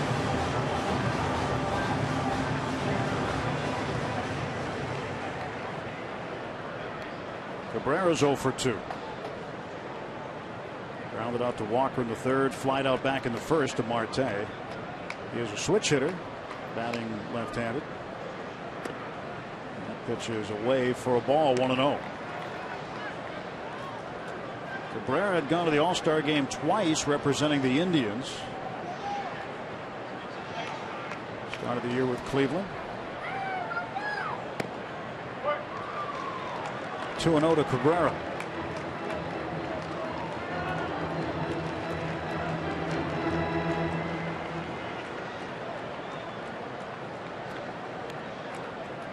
Talking about other teams in the division, Bob, and the Milwaukee Brewers with a 7-1 lead over the Dodgers in the 8th.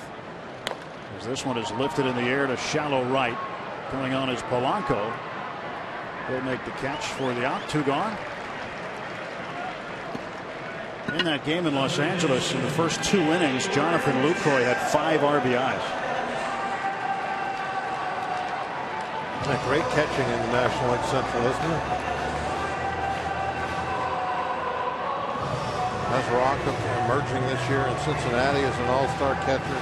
Lucroy, Russell Martin here with the Pirates, and of course Yadier Molina has been considered to be the best catcher in the league for a number of years.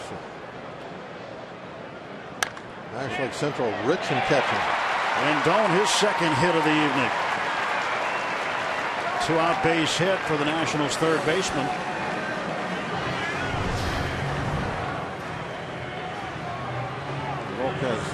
Trying to run that fastball inside. He did. He got it in there, as you can see, where that ball was in toward the hands.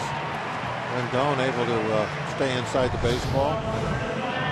Put the head of the bat to it and hit it fairly hard the other way.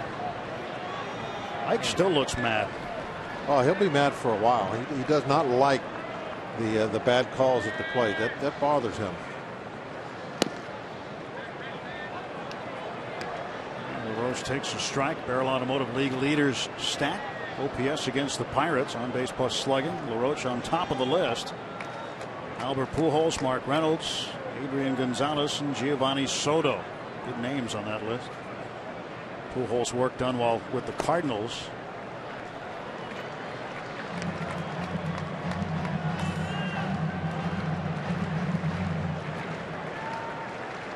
One and one to LaRoche.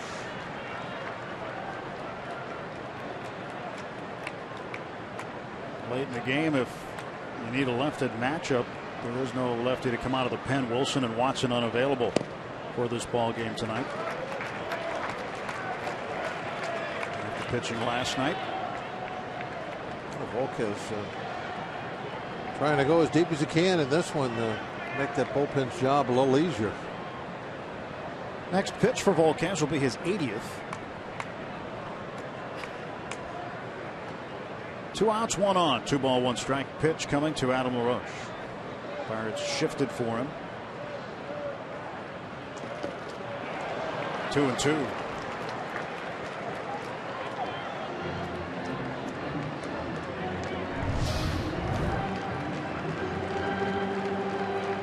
Breaking ball in the third. LaRoche trying to hold the bat.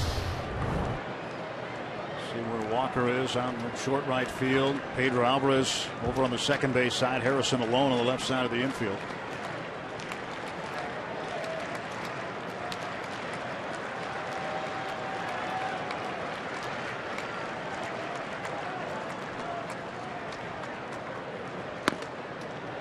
Count is full.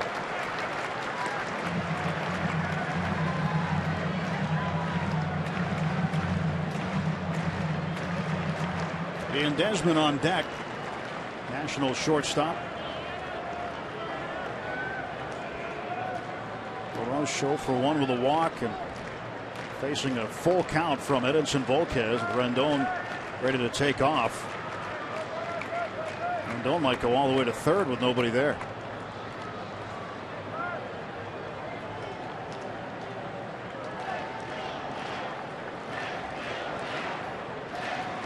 If you're Rendon, why would you stop at second? Well, Jay Hay will be running the third hard unless the ball's hit to him. There goes the runner. 3-2 pitch outside ball 4, and the tying run is on.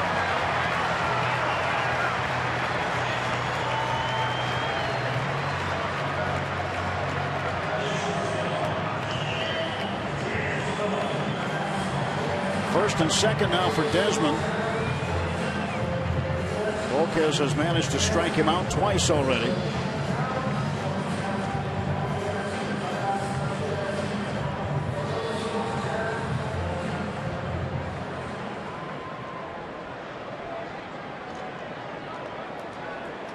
Volquez, the Pirates staff leader in victories with 10.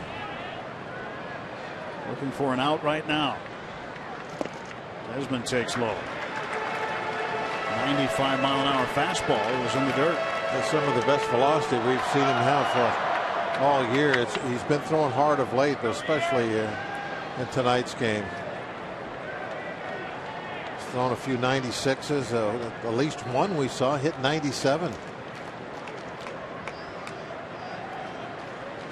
1-0 to Desmond.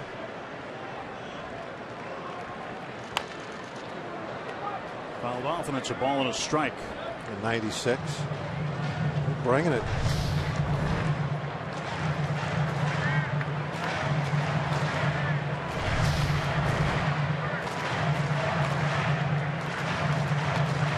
Desmond made the error that opened the door crack for the Pirates in the 6th inning, allowing Polanco to reach. Polanco would come around to score the first run of the game. That was on a throwing error by Rendon, who's out at second base. Roche behind him at first. 2 outs. Volquez 1-1. Got Desmond to chase it. Gets ahead of him. 1 ball, 2 strikes. Well, he was able to speed up the bat by throwing that 96-mile-an-hour fastball inside. And that makes the hitter think, okay, I got to commit to the swing earlier. And when you do that, you get swings like that at the off-speed breaking ball down and away. You look bad at it because you've started your swing to catch up with a fastball, and it's not a fastball. You look awkward, and it's strike 2.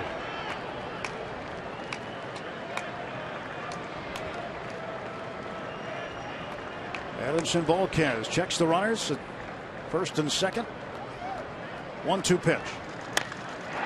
To right center field. That's down for a hit. Marte will come up throwing. Rendon to the plate. It's cut off by Volquez. And the lead cut in half. It's 2-1 on a 2-out RBI base hit by Desmond. He goes down to second on the throw.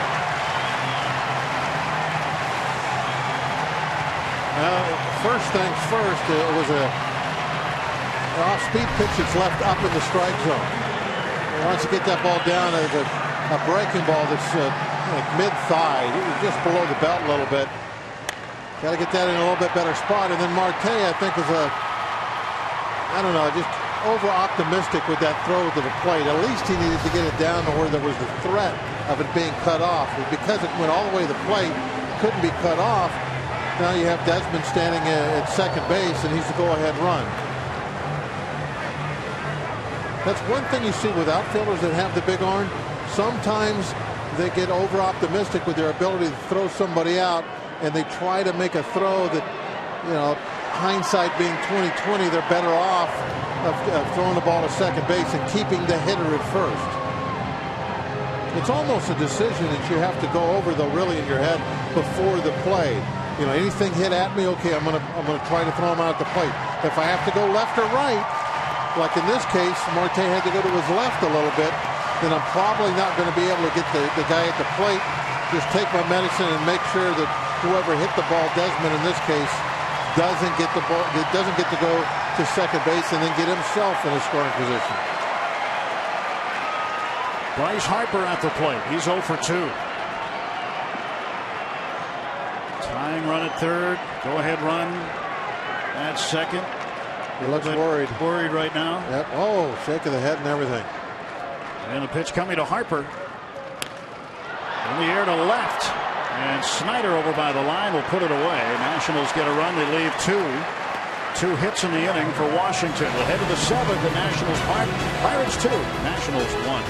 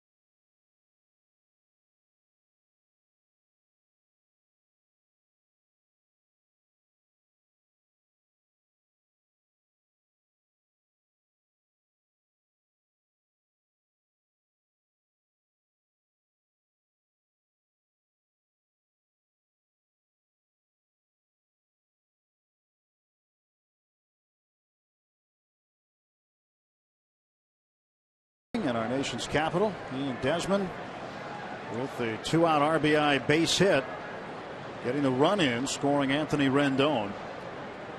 It's now 2-1 game, and the Pirates, Edinson Volquez, who had retired 12 straight before Rendon got a hit off of him. And LaRoche walked, Desmond the hit, scoring Rendon, and then Harper flying out to left to end the inning. 0-1 to Volquez. Now it's 0-2 quickly. Next pitch for Pfister will be his 90th of the ball game.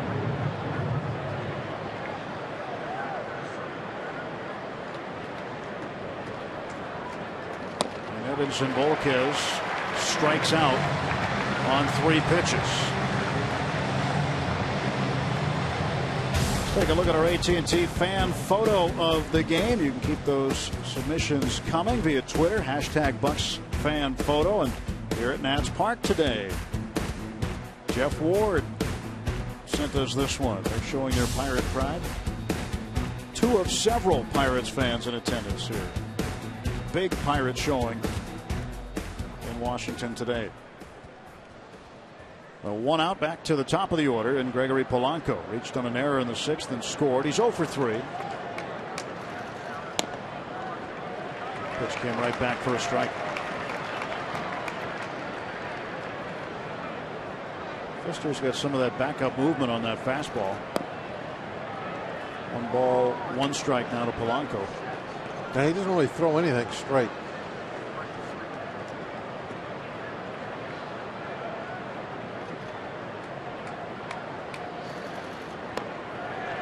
One and 2. Polanco's been up and down lately, kind of heading in that downward trend again.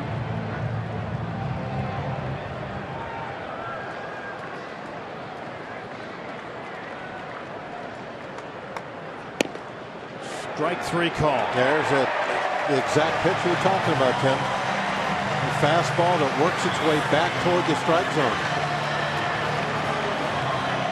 Well, you see Polanco, he pointed at Andy Fletcher. That will get you thrown out of a game quick. I'm surprised Polanco's still in the game. Watch the ball work back. And just catch that inside corner. Normally an umpire won't take kindly to you pointing at him if you're a veteran player, much less just a couple of months in the league. Here's what we're talking about. Wow. Surprised that didn't get him tossed. Umpires have changed, I guess. Sometimes they're a kinder, gentler umpire. I know umpires that would have exploded at that.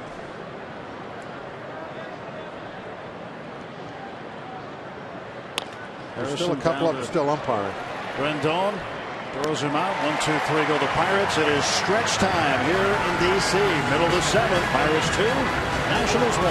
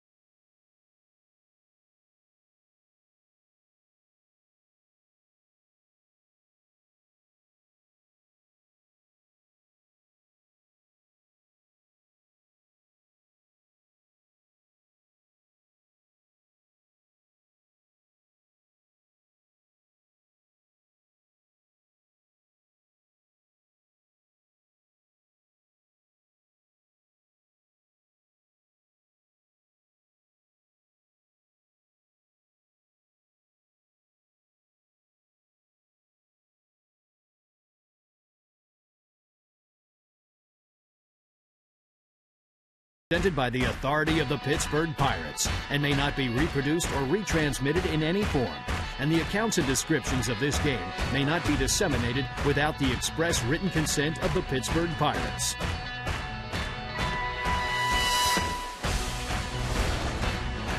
Along with Bob Walk, Tim Everett back here at Nationals Park. It's a 2-1 lead for the Buccos as we go to the bottom of the 7th inning. The big inning for the Pirates, the 6th, where they sent 8 men to the plate.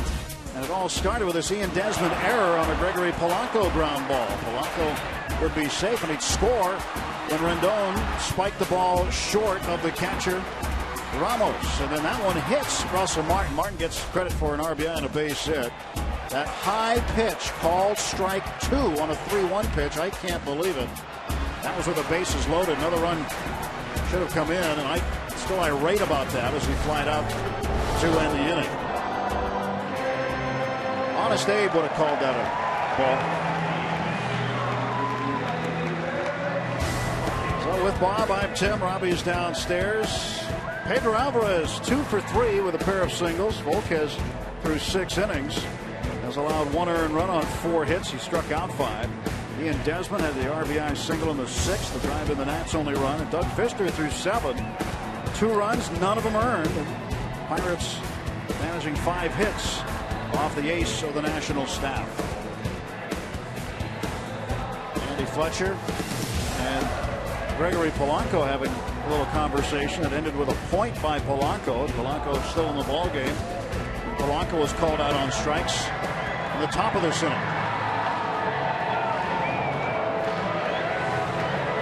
And when Polanco got back in the third base dugout, Clint Hurl came right over to him and said, "You can't do that." Yeah, I mean, these are things that you got to learn.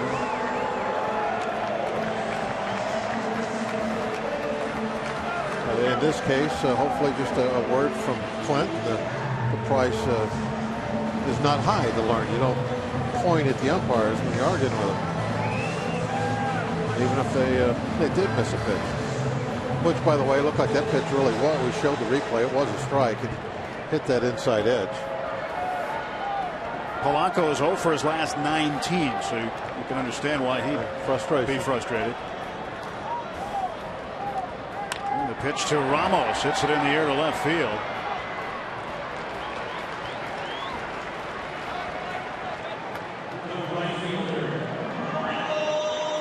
One out in the bottom of the 7th. Ramos flies out. Now Michael Taylor will face Volquez. Volquez done a good job so far. He's kept his pitch count under 100, just 88 pitches. And pitching in the bottom of the 7th inning. He's really done a great job. This is exactly what you needed from him. You're going against a tough guy like Fister. We needed a starter to, in this case, Volquez, to go out and to do the same thing deep into the ball game. You know, pitch right with him. He's kept the pitch count down. Bullpen's quiet. Not much drama, you know, on the bases. Just a handful of hits to deal with. Just 4, as a matter of fact. Good stuff tonight. Throwing hard. Doug Fister on the other side has done a good job too. Yeah, he's let down by his defense, or he might still be tossing a shutout. Pitch up high to Taylor. Yeah, 2 unearned runs. Both the Pirates runs unearned.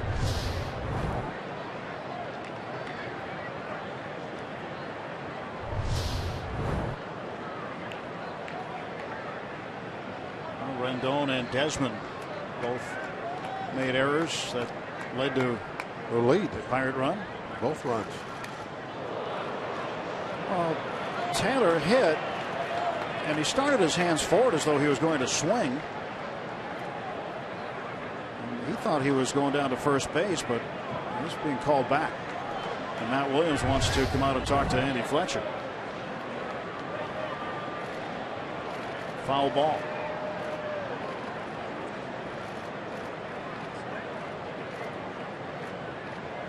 It looked like it hit him in the hand.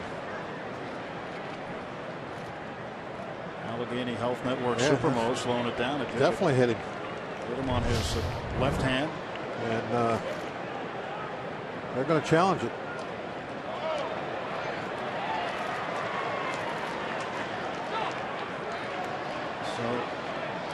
Andy Fletcher asked umpire Mike Michalski if it was a swing on appeal. Michalski said no, so now they're going to challenge to see if he was hit or not, or review it anyway. Matt Williams wants the umpires to take a peek. Well, if they saw what we did, it's definitely hit him on the hand. And if they said no swing, now if he swung at it, then it's a strike. Didn't matter if it hit him or not. But they said no swing, so it bounced right off the back of his left hand.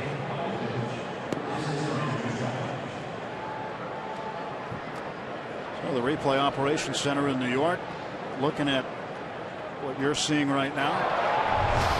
Fans have just seen it. You can hear their reaction in the background. The big cheer.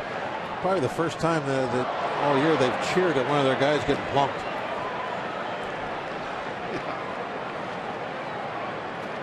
So the home plate umpire Andy Fletcher and the crew chief Mark Wegner listening in to New York. And the call, what we expect will be Taylor going down to first, forthcoming.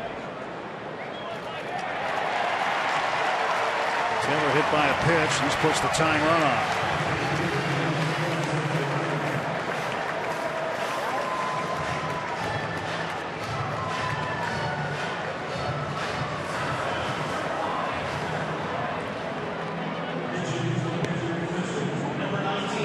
Taylor originally drafted in 09 by the Nationals as a shortstop. They converted him to center field. He's been playing the different outfield positions, now playing right field here in the big leagues in 2 of the 3 games against the Pirates this weekend.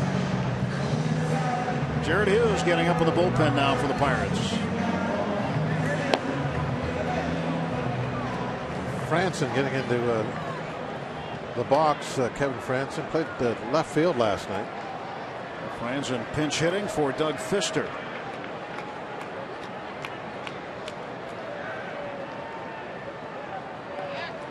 Throw to first base. Taylor back.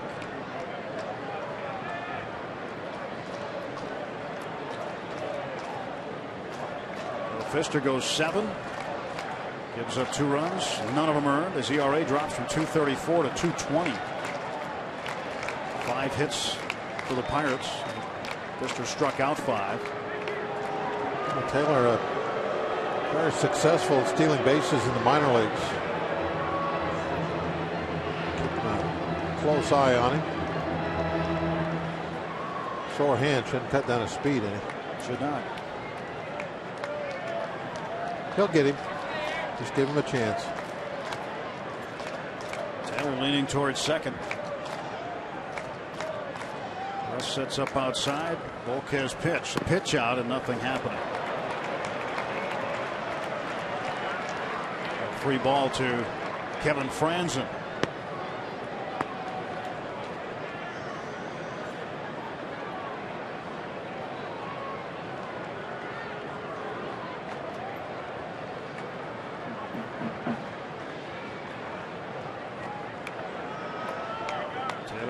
The stretch by Volquez, now the 1-0.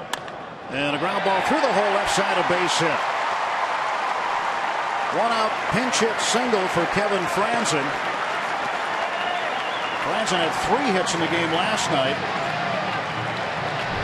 And now first and second with 1 out. Oh, that ball was well down out of the zone. Taylor with the bluff steal. It was Walker that went to the bag, but the ball still went through the hole on the left side.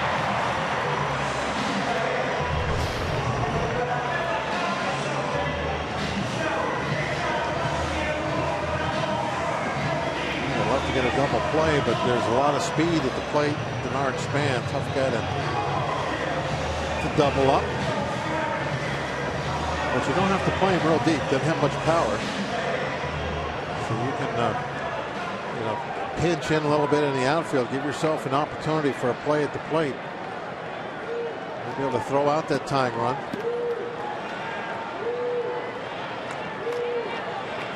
Two on, 1 out. Span the hitter. He's 0 for 3.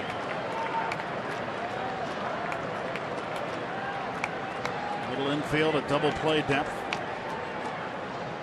And Span rifles one into left field. That's a base hit. Taylor will be held at third base. Throw comes to the plate. And now the bases are loaded. Taylor stopped in between second and third. He wasn't sure if that ball was going to get down or not. He held up. Didn't want to make any mistakes out there. Just play it conservative. Watch him right there. See, he stops. And he sees it's going to fall. Probably wasn't going to score on it anyways. Snyder was the only outfielder that was really playing shallow at all. So the ball got to him rather quickly and just 1 out. Bernard Span all that speed but nowhere to go, so he just jogs down first. Edinson Volquez out, and the ground ball specialist Jared Hughes has been summoned from the bullpen.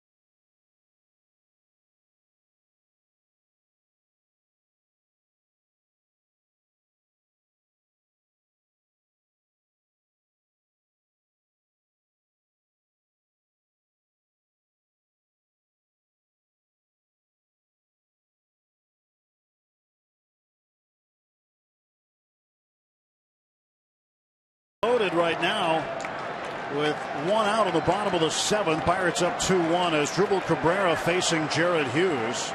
And Cabrera hits a ground ball to Ike Davis. He'll come to the plate. It is off the glove of Martin. Another runner coming.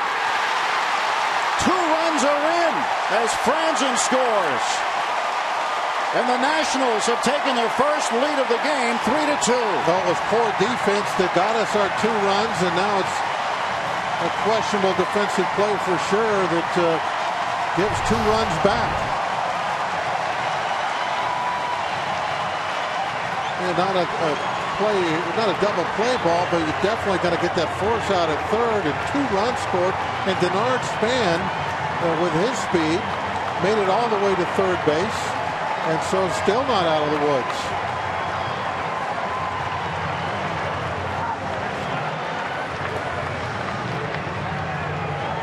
Sailed on Davis. Yep, just took off on him.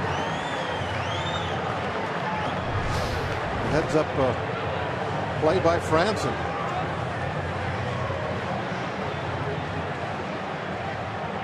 Those 2 runs are charged to Volquez. And now you really badly need that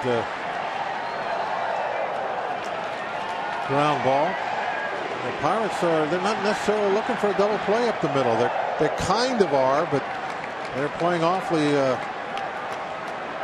shallow, especially Jay at short. He's only a step behind the grass. A strike call to Anthony Rendon. Rendon with 2 hits. And a run scored in this game. Jared Hughes has entered a game with the bases loaded 6 times this year, and now 4 of his 18 inherited runners have scored.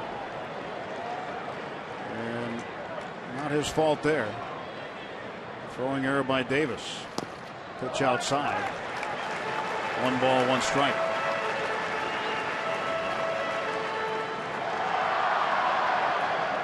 Well, you got the ground ball you wanted. You had a force out at the plate. At minimum. 2 runs end up scoring on the throwing error. It's now 3-2. 1 out and the 1-1 pitch. Grounded to third base. Pedro coming home, and his throw is high. Wow. And Span scores.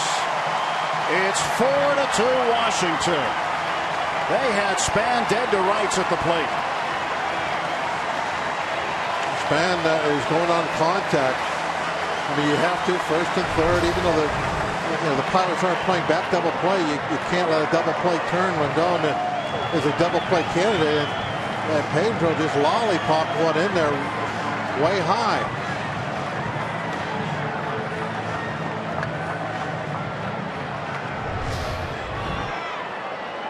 I mean, it didn't have anything on the throw. It might not even have got there on time to begin with. An error on Alvarez, his 25th of the year. And LaRoche takes outside. This inning started out with a fly ball out to left field. Has turned into a disaster for the Pirates. 3 runs are in on 2 errors.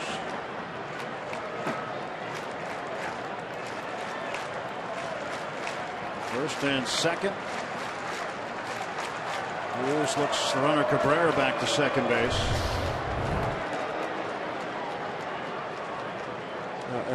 Pedro's got to put something on it. The throw is so slow and so high, it's not even in the picture. He's got to zip that baby in there.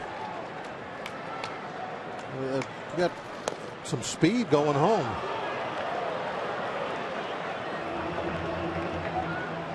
One ball and 1 strike.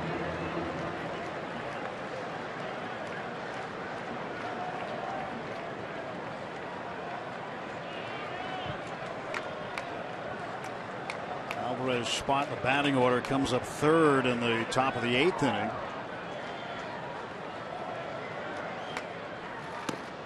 Pitch inside. 2 balls and 1 strike. We saw it last night in the game where Walker came in and Nix moved over to 3rd. Harrison stayed put and Alvarez came out of the game late. With no defensive substitution. Not sure what the plan in the dugout was for this stage of the game. And LaRoche, a ground ball to Walker. He flips to Harrison for 1. There's the double play. But serious damage done as 3 runs come in. 2 Pirate errors. We go to the 8th. It's the Nationals leading by a pair of runs.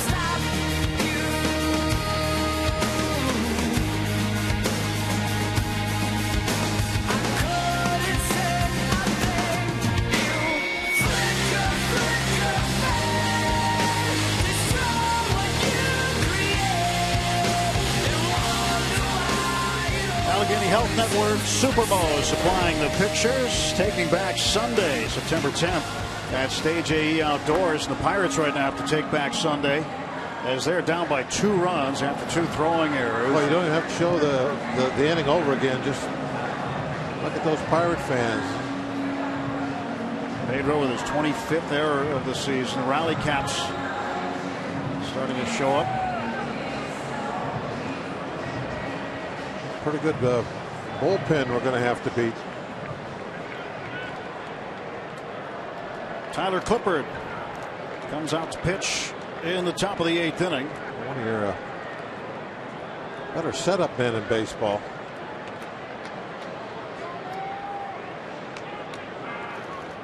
Walker takes a strike. Clippard pitched an inning of hitless and scoreless relief, striking out 1 Friday night. That was his only appearance in the series so far. Walker 0 for 3. Reached on a fielder's choice in the 6th. And a ground ball into center field, a base hit. Walker 1 for 4, and that'll bring the tying run to the plate, and Russell Martin. Oh, one of the best setup men in baseball last night. Gave up 3 runs. Tony Watson, very uncharacteristic. Well, maybe it's Tyler Clippard's turn tonight. I'll take 3 here.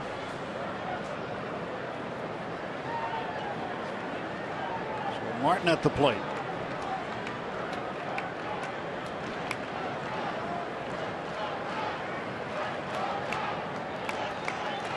Russell hits one off of Clippard.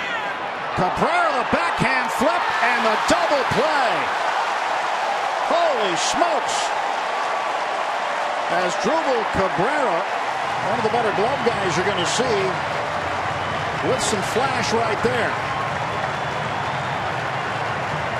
It's been some shaky defense on both sides. Have been the story so far. A little bit of a low feed there. Kind of took a chance with the fancy play, but they pulled it off.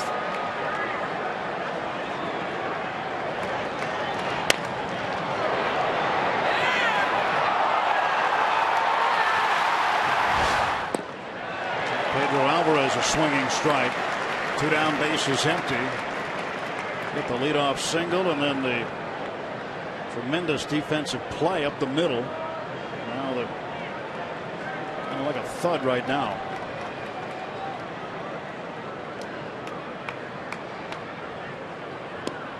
Out in front of the off-speed pitch. Clippard leads major league relievers in strikeouts since he debuted in the pen in late June of 09. 508 strikeouts.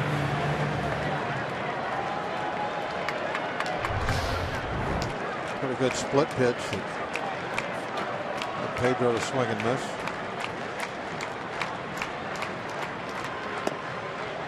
One ball and 2 strikes.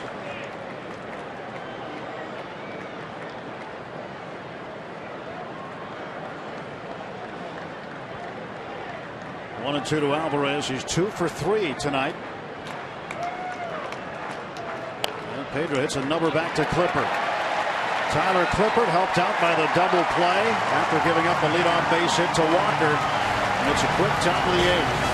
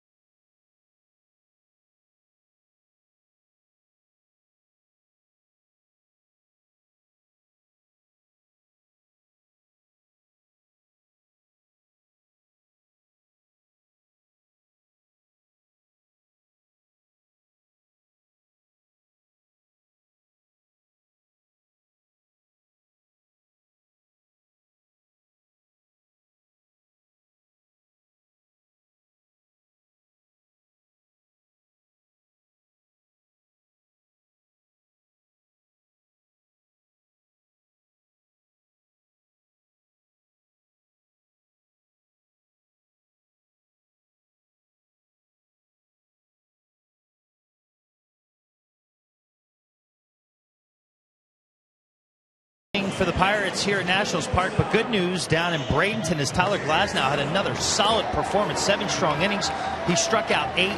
Glasnow has now gone 8 consecutive starts with at least 5 2/3 innings pitched and has allowed a total of 3 earned runs. And GM Neil Huntington said the question is, do you get him 3 starts in Altoona if you promote him, or do you try to help him push Bradenton into the postseason? We'll see what they end up doing. Glasnow, 140 strikeouts in 21 starts. He's averaging over 6.5 strikeouts per start. Tim and Bob, it's pretty impressive what he's doing down there for the 5th round pick back in 2011 for the Buccos. Glasnow has been very, very impressive. Looking forward to see him develop. Jason Nix comes in as a defensive replacement at third base for Pedro Alvarez, and John Axford comes on to make his 2nd appearance as a Pirate. His first one was pretty good. Yeah, 2-3 struck out 2. Showing that that power arm that we used to see in Milwaukee. Good hook of his. On Friday he came in, got the ball for the first time in a Bucco uni. His countryman Russell Martin, Axford also Canadian. Struck out Hairston, one of his 2 strikeout victims. We remember him doing that sometimes with Milwaukee. He was the Brewers closer. Facing Desmond, he delivers a fastball strike.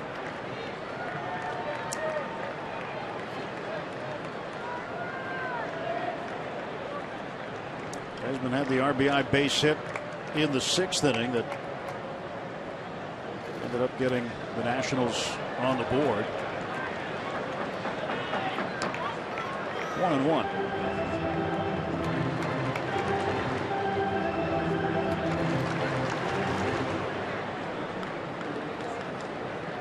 Axford ended up the season with the Cardinals last year.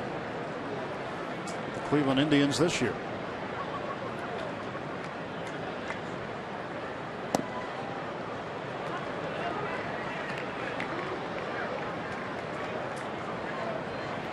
Strike 2 to Desmond.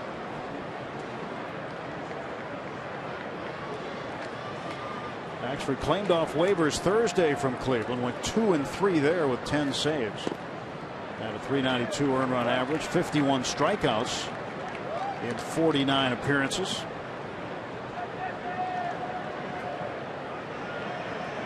Shock and awe. There's a misunderstanding going on there. Not sure. We got it figured out, though. It looks like.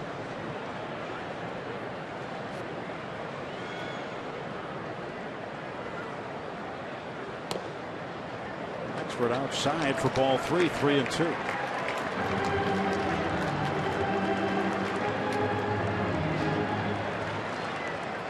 Bryce Harper waiting on deck for Washington.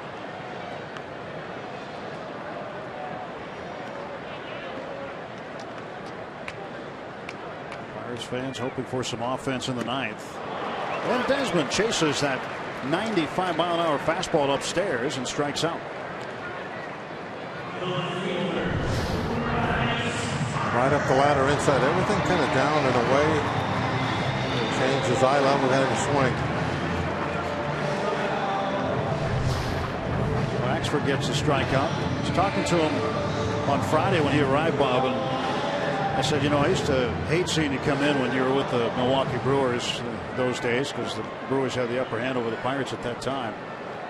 And he remembered specific at-bats against McCutchen, against Ryan Domit, against different hitters, different counts, different outs. And he remembered things very specifically. He's got a very, very sharp recall. Oh, Domit got him his closer's job. He did when he chased Trevor Hoffman on 2 successive at-bats.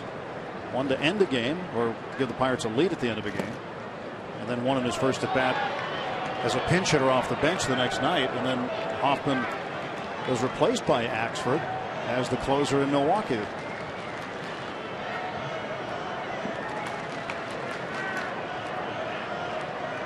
1-1 to Harper.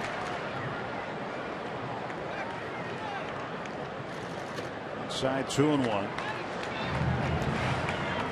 Really like their stirrups. While I'm looking at them, I hope they make a comeback.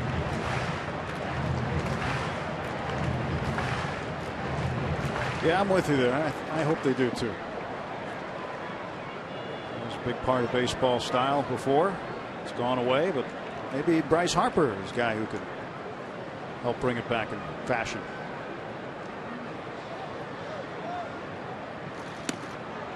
I mean, it's not like he doesn't get exposure or anything. He was one of the faces of baseball. Yeah, well, it even was like that before he got to the big leagues. Everybody knew who he was. He used to paint the eye black a lot thicker than that, and in a design for years. And he had kids all over the country doing the same thing before he even got to the big leagues.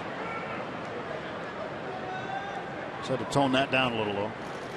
3-1's inside. That's ball 4. So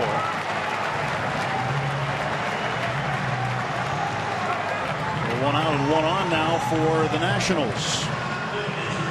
Just a reminder, as you enjoy a cold one, to look forward to Miller time later in tonight's game, brought to you by Miller Lite.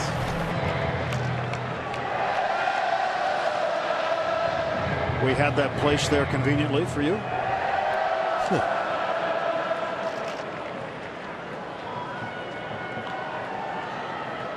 Amazing what the guys in the truck can do. They can get little buildings built in a short period of time. I put that up just for that reason. Wilson Ramos now the batter with 1 out. He is a double play candidate. Fouls this one off. Not real fast down that line. We've seen that in a couple of days here.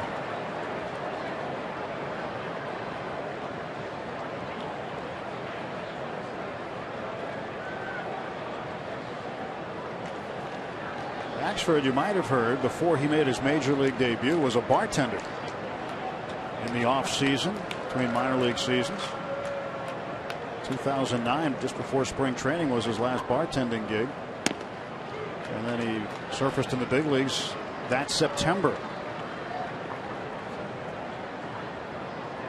It was also a time he was released by a team and then went and sold cell phones at a major electronics store. Always doing something.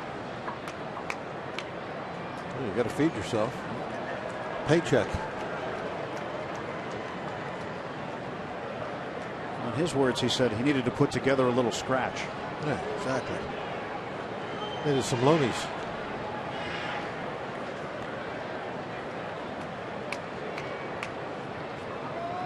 One and one. Axford ready. And the pitch to Ramos. Outside and low. 2-1.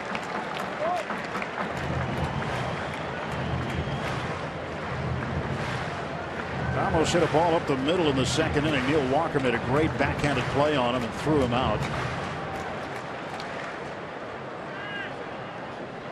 Walker showing good range. Part of range is positioning. He was positioned well, but still managed to get to the other side of second base to make the backhanded play.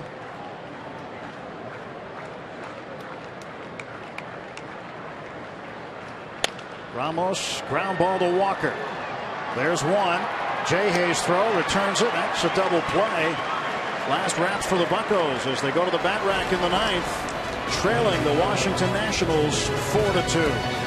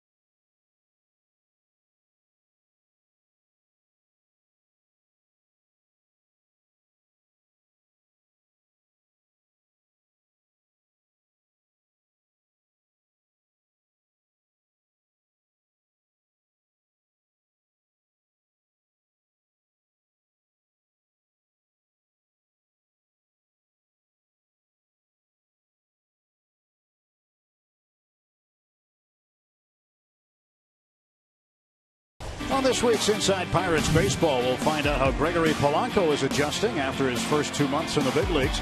Plus, we'll visit the Pirates Fantasy Camp held at the Miracle League Field in Wheeling, West Virginia, where some local kids were treated like big leaguers. Inside Pirates Baseball, presented by Allegheny Health Network. Tonight, after postgame on Root Sports. Top of the ninth inning. 4-2, Nationals in front. While we have a second, I want to thank our crew here in Washington. They've been outstanding this weekend.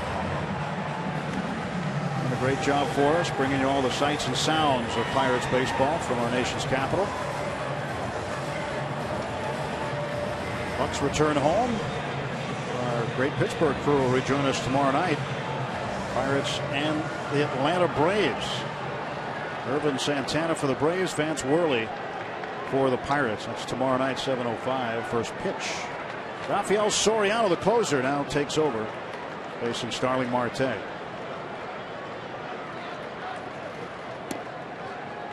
wasn't simple on Friday night for Soriano, as the Pirates were down by 2 runs in the ninth. They scored a run, had the tying run at third, the go-ahead run on base as well.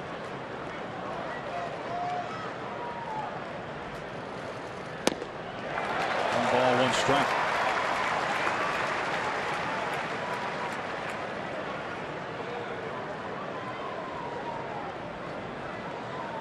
Soriano has had scoreless appearances, 42 of 49 of his appearances this year.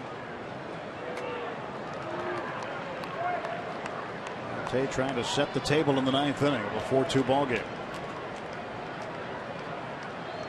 0 for 3 tonight.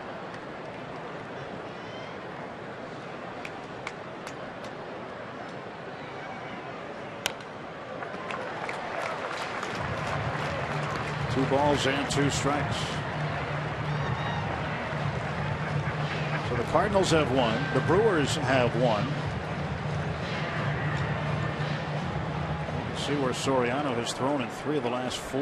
Did not throw last night. Friday night through 19 pitches. Marte fouls it off again. He's going to throw almost as much as a starter in a 5-day period.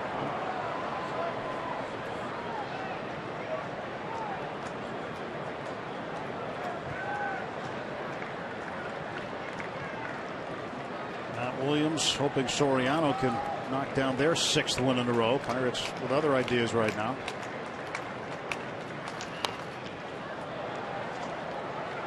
Cincinnati is winning late in game 1 of a doubleheader in Colorado. 7-5. They still have another one tonight. Yesterday's game postponed due to a water main break outside Coors Field. Today, the Rockies retiring Todd Helton's number. He becomes the first player in that organization to have his number retired. Cincinnati there for a twin bill.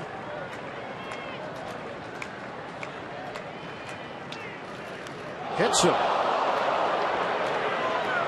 So Marte on a 2-2 pitch gets plunked.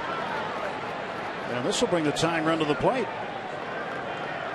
Yeah, they just everything was away, away, away. They decided they're going to try and go for that up and in corner of the strike zone. That showed earlier that's his weak spot, and it's also why he gets hit so many times in that arm. That's where everybody tries to throw the ball, and with just a 2-run score, it's okay to work inside like that. Allegheny Health Network Supermo showing us the shot of Marte. Of course, I'm being sarcastic. Marte has now tied John Jay for the league lead in being hit by pitches with 14. Jay of St. Louis.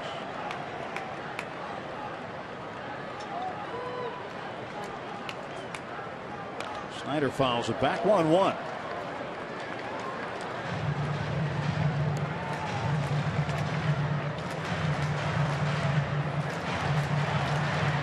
Marte aboard for the 3rd time. Again, he's hit into 2 fielders' choices tonight. Been able to get on base, but hasn't scored.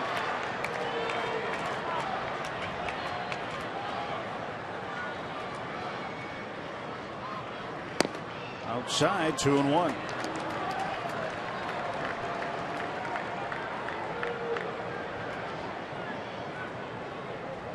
If the battling Bucks can battle all the way back.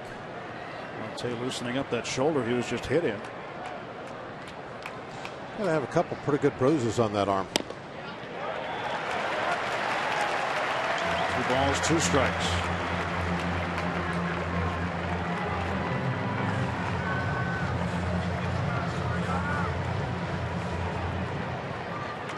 This year, the Pirates have not won 5 in a row. They've not lost 5 in a row.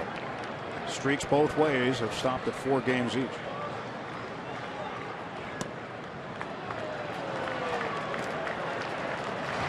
Count is full.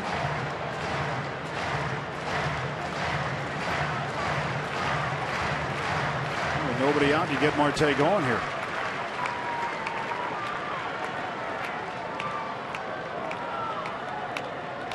Roche playing back of him. Gonna let him get a lead. And this one off the glove of LaRoche and into short right field. Marte around second. He'll head to third. An absolute rocket off the bat of Travis Snider. Gets him a base hit. And the Pirates have runners at first and third. Yeah, now you're in business. Get that tying run on base.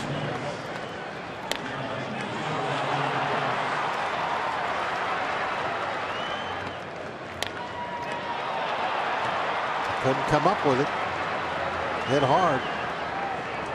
A similar play in yesterday's game where LaRoche did make that play. Snider is out. The speedy Michael Martinez comes in to pinch run.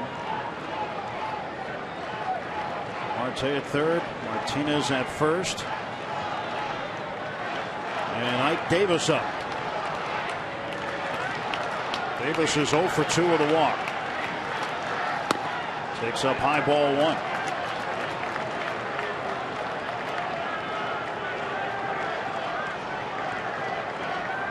So again for Soriano, it's been interesting. That's one word the Nationals folks would probably describe it as. This goes to the backstop, and Marte will walk home. Martinez around second. Will stop there as the ball rolled up the third baseline and foul ground. It is now 4-3, and nobody out. You watch Soriano pitch, and you see the great stats, but he is very unimpressive with stuff-wise, control-wise. It's like, what does he throw that is, get him through these games? Not a hard thrower, not exceptionally good control, not a whole lot of movement. There's just not a whole lot there.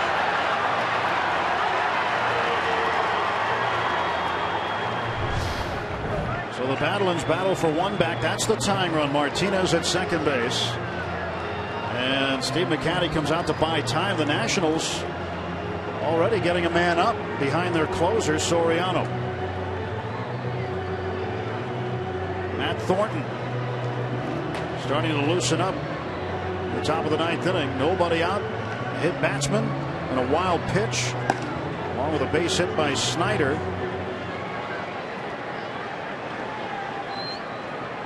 Now a run is in. It's 4-3. First 2 games of this series were 1-run ball games. Washington won 5-4 Friday, 4-3 last night. Ike needs to pull this ball. Get Martinez to third, even if he makes an out. 3-0 to Ike Davis.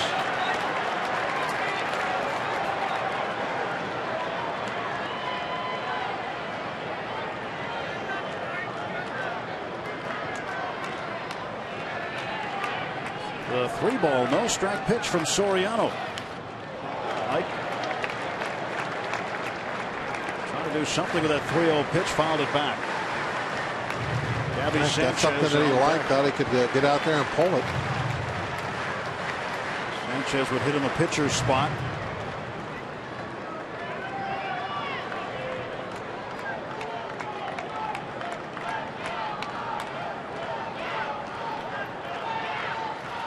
Inside, ball 4. The go-ahead runs on.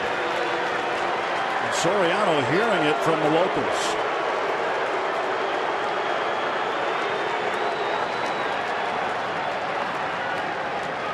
Jordy Mercer is going to pinch run for Ike Davis.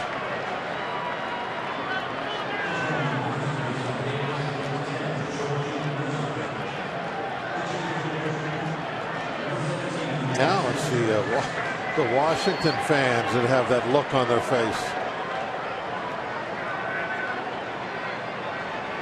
They're wondering what happened. 2-run lead, closer on the hill, and now the tying runs at second, nobody out. Go ahead, run at first. Sanchez takes a strike. Gabby had a good night last night.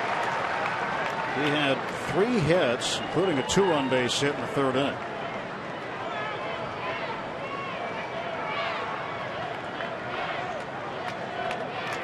Two on, nobody out. And that is right in front of home plate. A fair ball. They'll get the lead runner at 3rd, and that's it. Oh, what a bad break for Gabby. That ball wasn't even a foot in front of home plate. But while it was in front of the plate, Wilson Ramos jumped on it, grabbed it, threw down to Rendon, got the force. I think it just rolled out there a little bit. It would have worked like a sacrifice bunt. But it hit softly. The spin just left it right there, almost laying on top of home plate as Ramos picks it up. And even with the speed of Martinez, they were able to get that force out at 3rd. Keep the tying run out at second base. Well, Polanco at the plate. He's 0 for his last 19. He's due. Swings and hits it well to the gap in right center field. This ball is going. It is off the wall. Mercer will tie it. Here comes Sanchez, and the Pirates will take the lead 5-4. A great job. Obviously, Polanco picked the perfect time to break out of the slump, driving that ball into the gap. And now the Bluebirds are really out there. I mean, oh, look at that. How about the way that things have changed for these fans? Matt Williams coming out right now. They snatched it right back.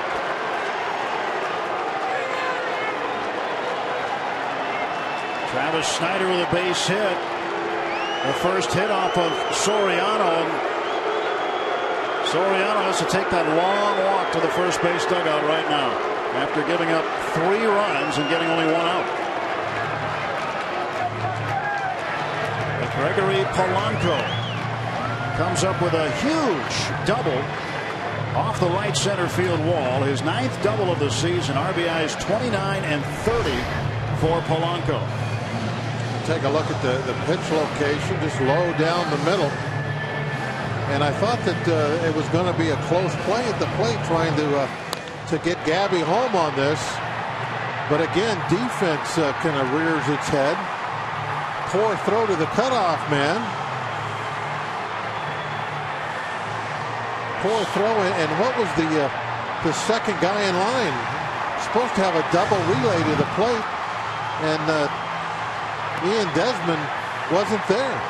So when the ball got by Cabrera, it just rolled to the middle of the infield, and there's no play at the plate.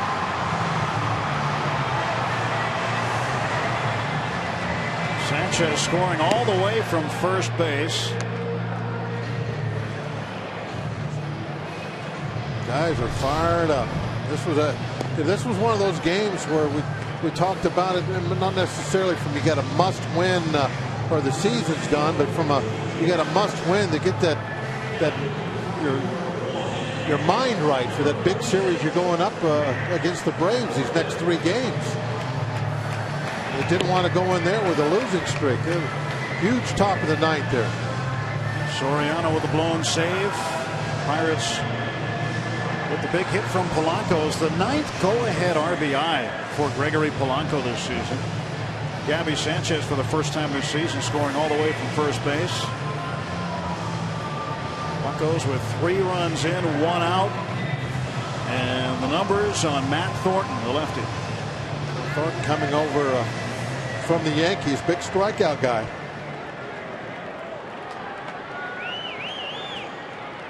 Josh Harrison will face him first. Harrison is 1 for 4. And now Mark Melancon getting up. He'll pitch the bottom of the 9th. Now that there's going to be one.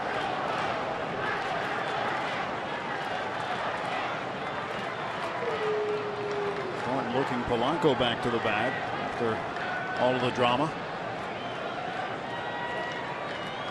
3:07 for Josh.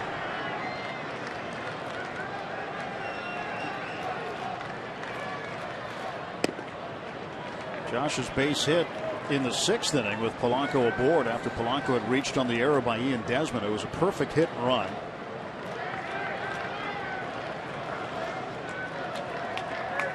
5-4 Pirates. 3 runs in the top of the 9th to come back from a 4-2 deficit.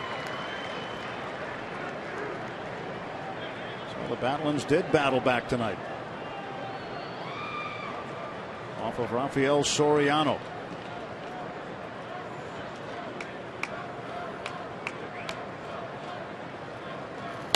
Harrison hits this one well to the right field corner. Taylor on the run, and this ball will be just foul. Long strike for Josh.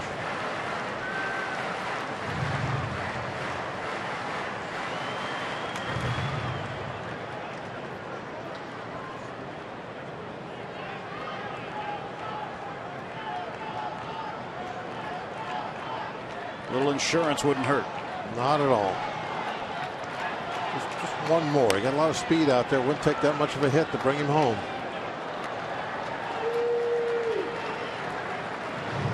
Two balls, 2 strikes.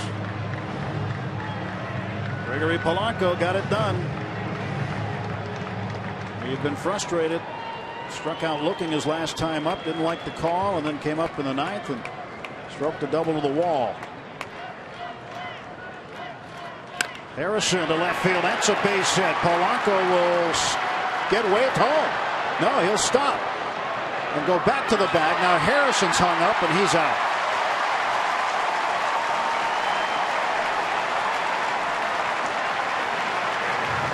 Well, one thing for sure, that whatever happens with the final score, you're not going to want to save this one in the archives. It hadn't been a very well played game at all. Josh comes up lame as he heads off the field.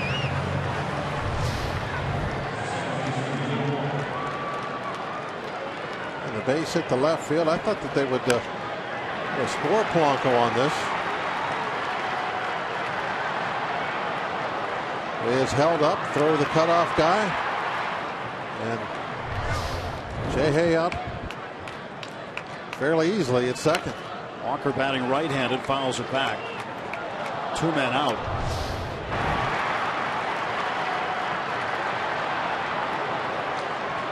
I couldn't see what happened at third base. There must have been some confusion at third.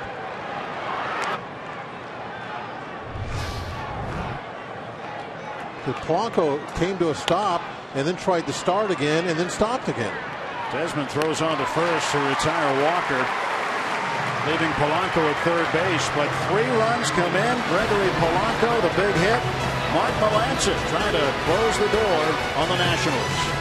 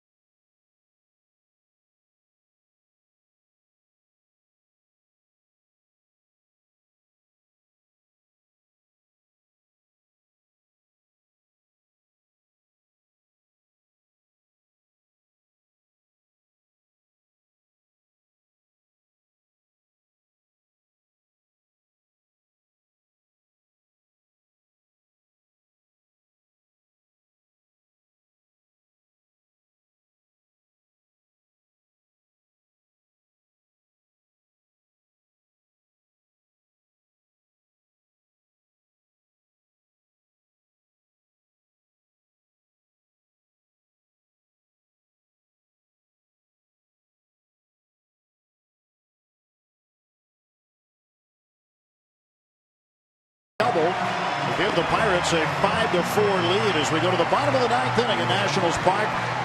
Pirates 3 outs away from salvaging a game in this 3-game set and ending a 4-game losing skid. Polanco getting it done with a big extra base hit. Now the Pirates need 3 outs before they can raise that on the road. Michael Martinez remains in the game. He'll play left field.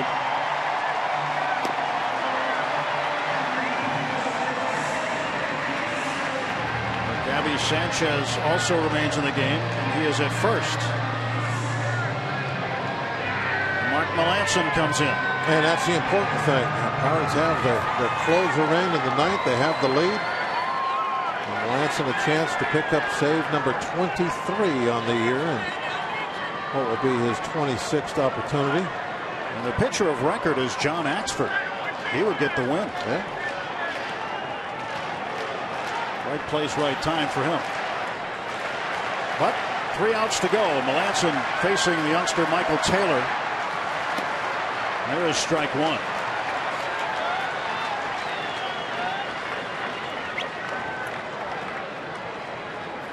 Well, Axford went an inning of scoreless relief.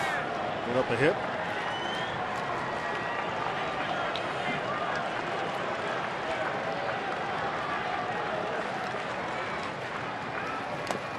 Foul tip for strike 2. Jason Worth is in the on-deck circle. He has been battling a shoulder injury. They worked him out today. They said he'd possibly be available last night. Didn't play, and thought he might even start today, but Matt Williams is going to send him up to hit in the bottom of the ninth. 0-2 pitch to Taylor. Strike 3. They struck him out. 1 gone for the Nats in the ninth. He gets ahead of him and he runs his cutter just off the plate a little bit. A little movement on that cutter, a little downward dive to it. It's just a little bit out of the strike zone. Not too far where you're not going to get a swing. Everybody likes the fact that Worth is going to be in the game. So Jason Worth facing Melancon. He's faced him just twice before. And he is 0 for 2 against him. Melancon has struck him out. Pitch outside, ball 1.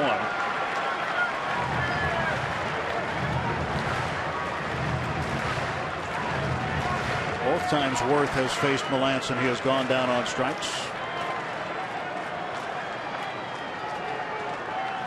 1-run lead for the Pirates. The bottom of the ninth, 1 out. Worth takes ball 2.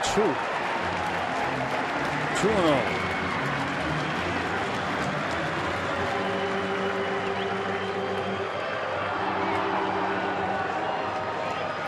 Series has been tightly contested. Yeah, it's been interesting to watch for the fans that have come down here. Come out, the Pirate fans that have come down have been on the short end, obviously, these first 2. But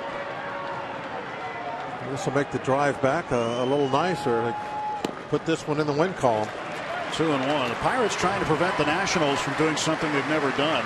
That is win a season series when dropping the first 3 to a team. Pirates beat him the first 3 at PNC Park in a 7-game series. Getting 1 there, they were hoping to get 3 here and win 4-3, but Pirates looking to prevent that now. 2-1. 3-1 now to Worth.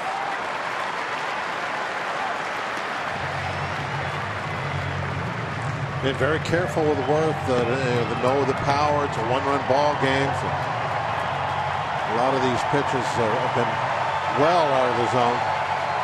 Relax, we're all right. He means business.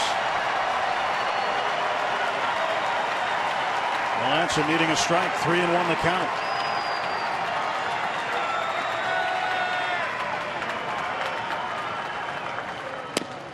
And he's walked it. Tying run is aboard.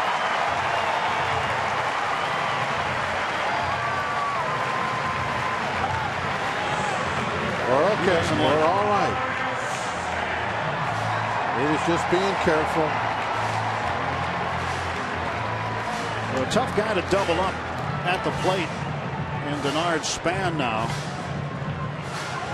Span 1 for 4 on the night. Jason Worth, the base runner. 5-4 Pirates lead. Bottom of the ninth, 1 out. Middle infield will play for 2. Span standing in from the left side. He checked down to third to see Jason Nix playing near the line and on the grass. Melanson's pitch. Inside, ball 1.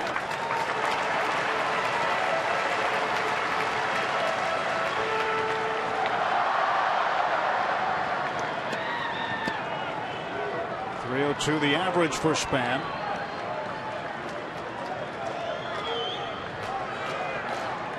Grounded out in the first and sixth innings. He struck out swinging in the third. Base hit and scored in the seventh.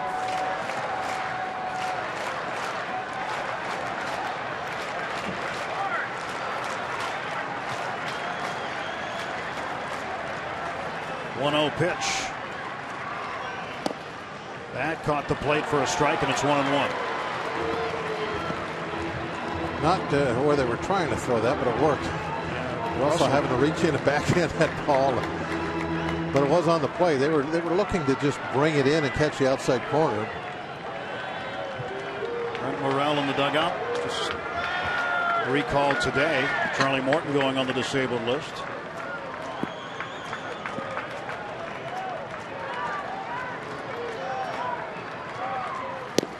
Strike 2. Melanson gets ahead of Denard Span. A ball and 2 strikes. Cutter again.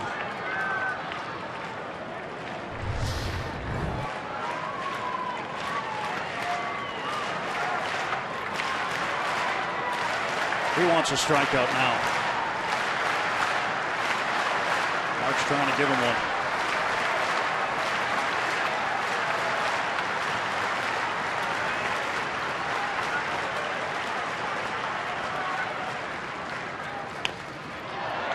Sliced foul.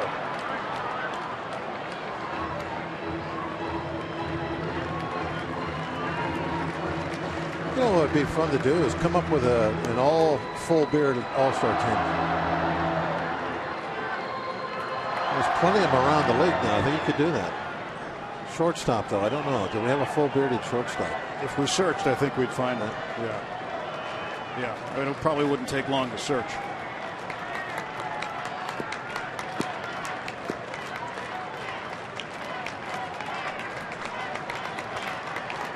Melanson's 1 ball, 2 strike pitch to Denard Span. Late on it.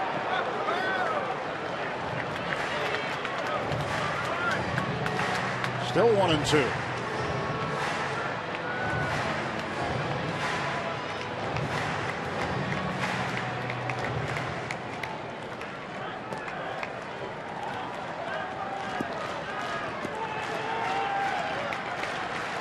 It's a nail biter in Washington.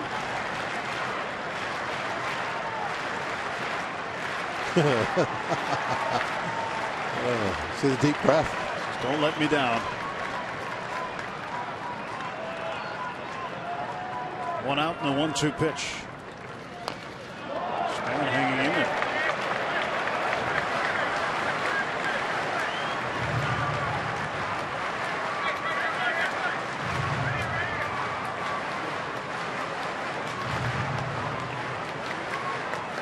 Nationals Park, good crowd, better than 34,000 on hand on this evening Sunday game.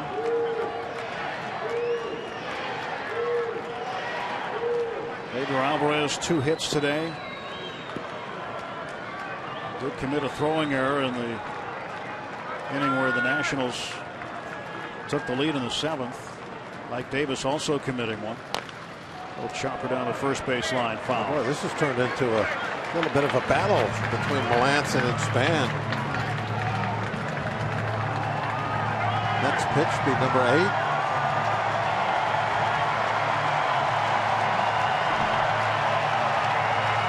Mark just has to miss the bat. Easier said than done.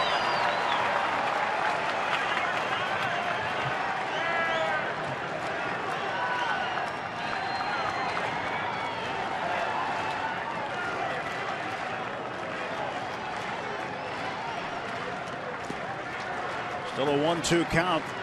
Pitch number 8 to Denard Span from Melanson. Into right field, a base hit.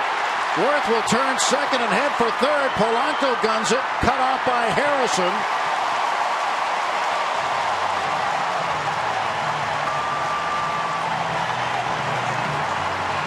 Well, how you feel?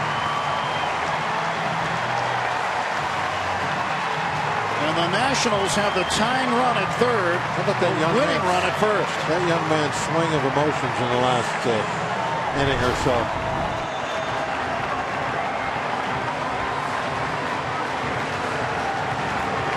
The game of baseball. Well, you love the game, but it'll break your heart sometimes. Worth with those long legs easily chug it into third.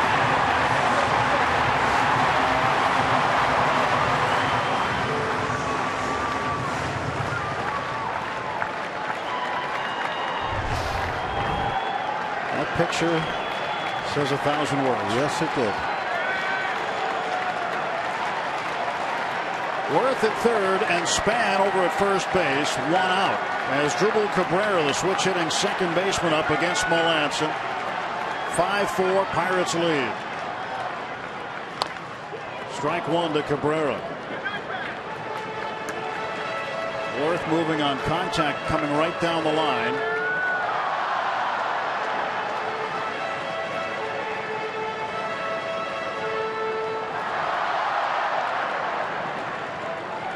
Now's when you need to start missing that bat.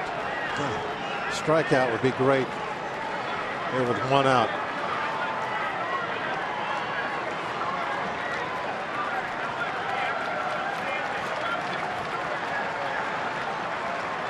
The double play.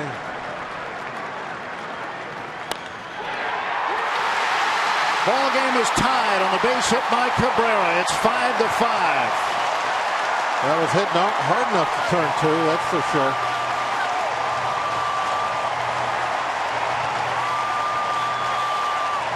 Now it's that National dugout that's hooping and hollering. Blown save for Melanson.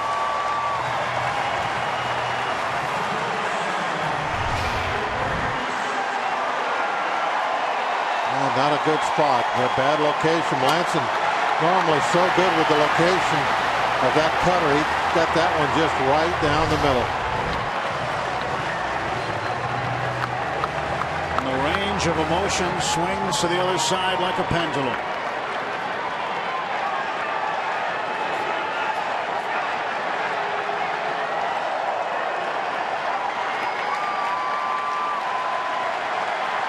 Anthony Rendon, 2 for 4 tonight.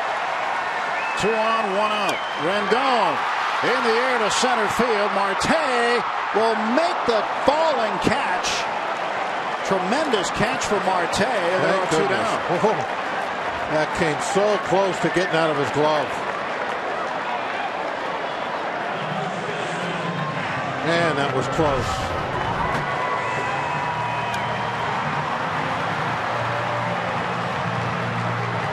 Landed on his wrist awkwardly.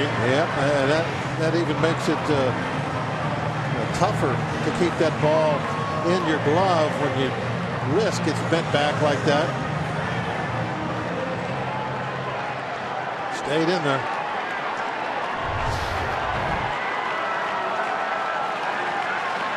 And now Mark Melanson has to face Adam LaRoche. Man who spoiled it for the Pirates last night with a game-tying home run in the 8th. But the winning run at second base, Denard Span, he's got great wheels. Certainly he's running on contact, and he's not going to stop.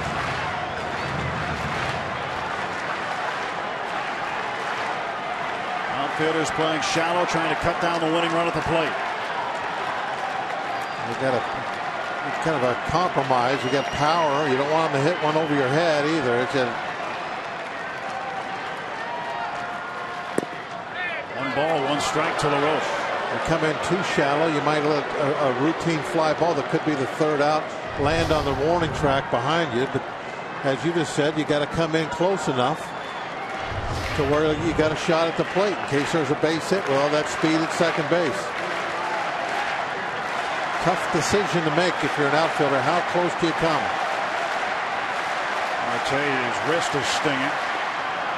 That's strike 2 to LaRoche. Chased one.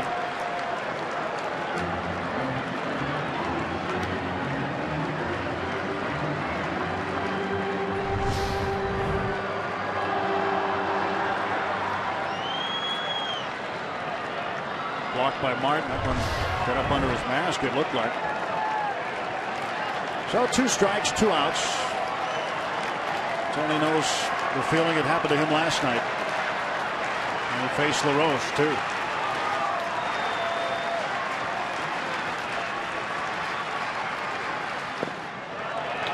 Two balls and 2 strikes.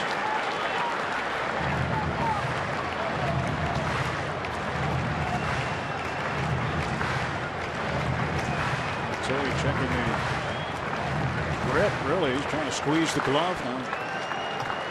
Feeling his wrist that he landed strangely on.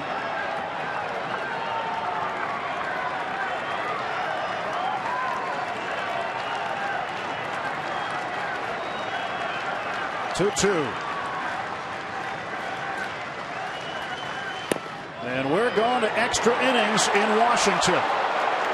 Mark Melancon punches him out. LaRoche strikes out with a winning run in scoring position. 5-5 is the score after 9 complete at Nationals Park.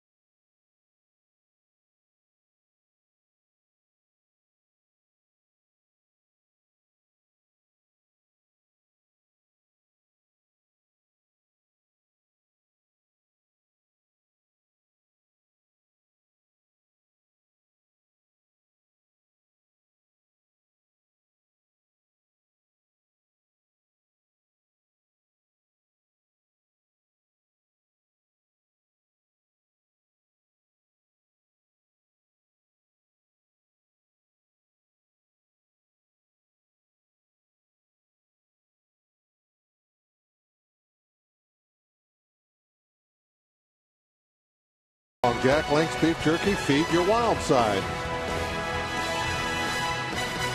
Extra innings as the Buccos and Nationals go to extra frames. 5-5 as Drupal Cabrera's base hit, scoring Jason Worth, ties it up.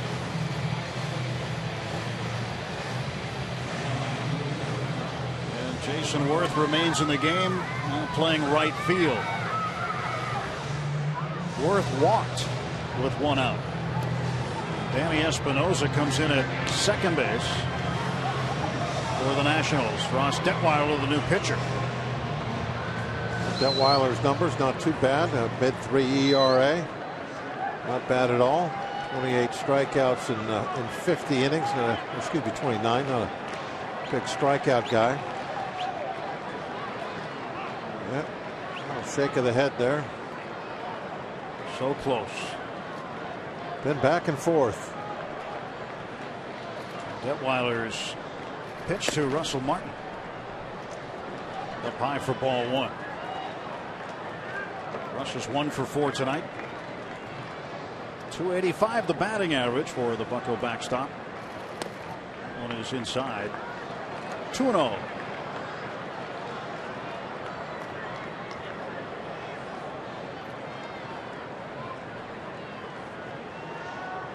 Detweiler looking in, and Wilson Ramos for the sign. Martin chops this one off the plate, and that'll be a foul ball.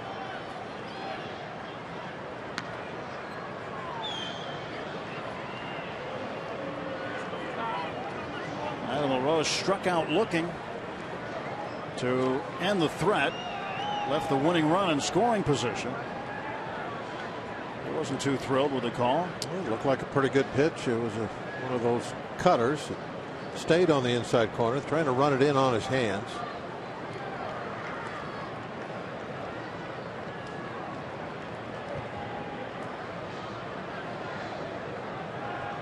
So we go to extra innings. Russell Martin with a 2-ball, 1-strike count.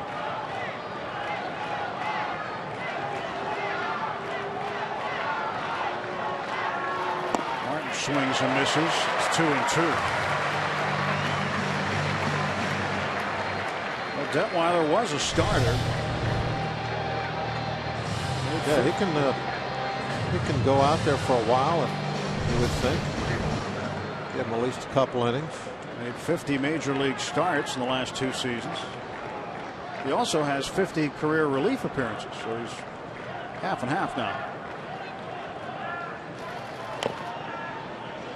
Chop foul again off home plate. And Brandon Compton also can go more than one. Pirates only have 2 guys left in the bullpen, Compton and Janmar Gomez. Wilson and Watson not available tonight. I wonder if they could pitch an emergency. That is a possibility. 3-2 to Russ. They're eligible to pitch. They're eligible, just trying to stay away from them. Yeah. But if he had to use one of them, probably could. Jason Nix in the on-deck circle. It's a lonely seat for Janmar now. Ground ball to short. Desmond throws out Martin. 1 out for the Pirates in the 10th.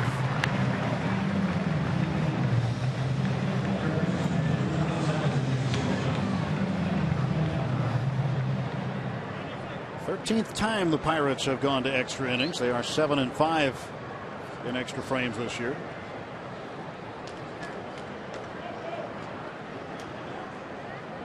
Bonus baseball right here at the end of the series. And Nix takes a strike. Nothing in 1 to Jason Nix. He's batting 139.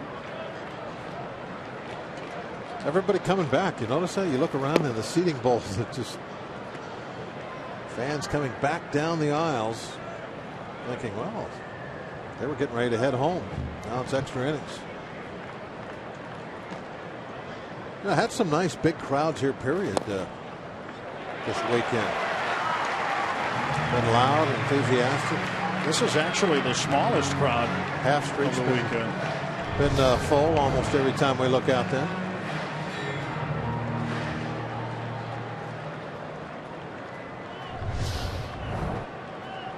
1-2 pitch. Still 1-2.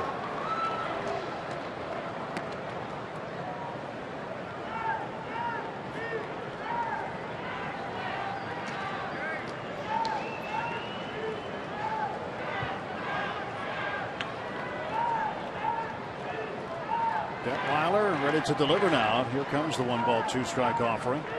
And Nix hits this one well to left field. Harper going back to the track, and in front of the wall he makes the catch. A long out for Jason Nix.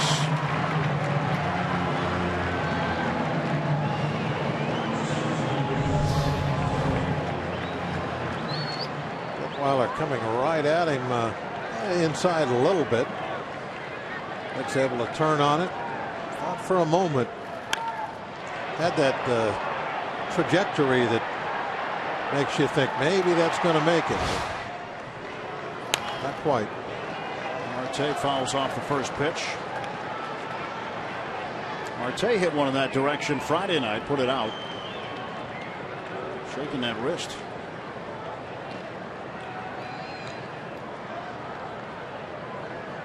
Still coming back in, Bob.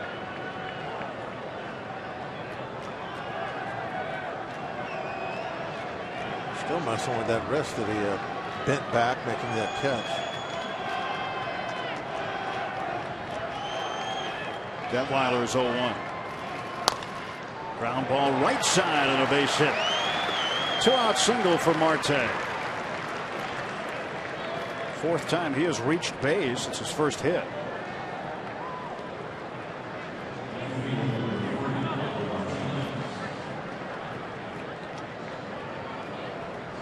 Marte will be looking to run here, you would think, with 2 outs. Martinez at the plate, more of a singles type hitter. They need to get to second base. Tony Watson. We were told he was not going to be available tonight, but he's warming up. Martinez, first ball swinging, grounds out to Espinosa at second base. Pirates leave the man, and we'll go to the bottom of the 10th when we come back to Washington.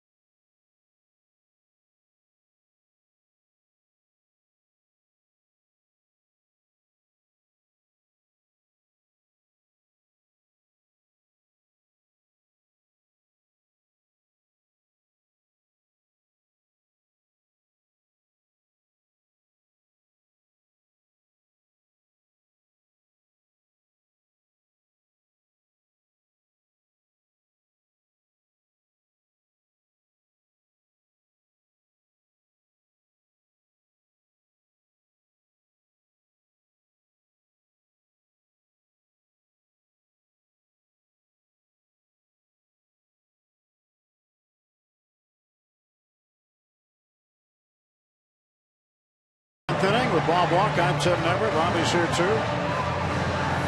And the Nationals and Pirates this series have played 3 very good games, very close games, all of them 1 run deciding them. Brent Morel is now in at third base with Brandon Compton on the hill. Compton obviously is been a starter for a long time. The relief stuff going to be a little bit new to him here, but that's the job that's available right now, and he's going to have to try and get it done. And in this situation, it's good that he's been extended. He might have to be out there for a while tonight.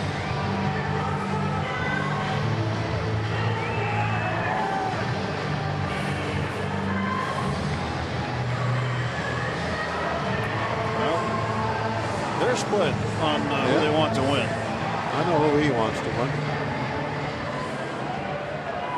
It certainly has to be frustrating for McCutchen on the disabled list. Can't do anything, and he's had such good numbers against Washington in his career. It really looks like he's swinging the bat well in batting practice. Hopefully it won't be long before we get him back. Strike 1 to Ian Desmond. Kutch eligible to come off the disabled list on Tuesday. There's a ground ball to Harrison. And 1 out.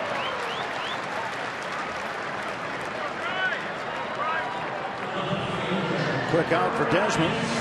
Bryce Harper the batter.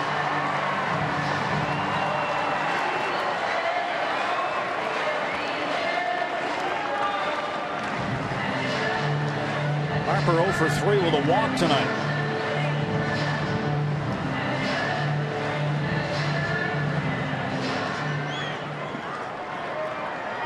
Harper scored the winning run last night when he was driven in by Wilson Ramos in the bottom of the ninth inning. So that last shot we had, you could see Gabby just about on that first baseline. Doesn't want anything to get down into that corner that would put Harper at second base. Here in the bottom of the 10th. Of course, at third base, left-hand hitter, try and take away that hole, play the odds a little bit. Outfield very deep everywhere, guarding against any extra base hit. The 0-2 pitch, and Harper goes down looking. A fastball caught the inside corner. And there are 2 men out for Washington. Well, Compton, as a starting pitcher, certainly was never afraid of the bat. He always comes in, throws strikes, and I think that's one of the main things you look for from a bullpen guy. Is you want somebody that's going to come in and give you strikes. Goes right at the hitters. You don't want to lose a game because you come out of the bullpen and you do the team a favor. They're going to win the ball game against your bullpen. You want it to be swinging the bat, no freebies. It's a tough thing too for a reliever to pitch like that. Ramos bounces one into center field for a base hit. Especially in close ball games, because you don't want to walk anybody, but at the same time, you're always trying to make good pitches. You don't have the luxury a starter has of a lot of innings coming behind you. Well, that was definitely a good pitch right off the end of the bat.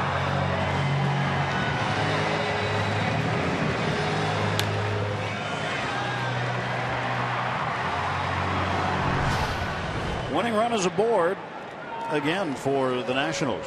The winning run aboard in the ninth, now again in the 10th. 2 down, and the switch hitting second baseman Danny Espinosa comes up for the first time tonight. Not much speed carrying that winning run.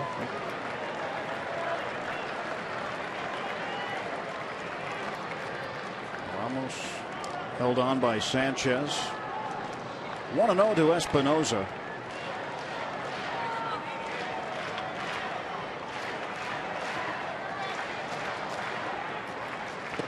Almost hit it.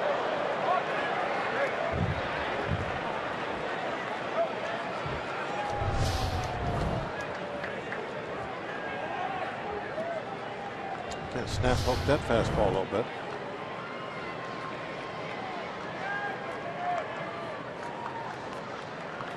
Espinosa having a tough time with that batting average. Popped him up. Russell Martin in foul ground makes the catch, and we're headed to the 11th inning. For Washington, no runs, a hit, they left the man. 5-5 after 10.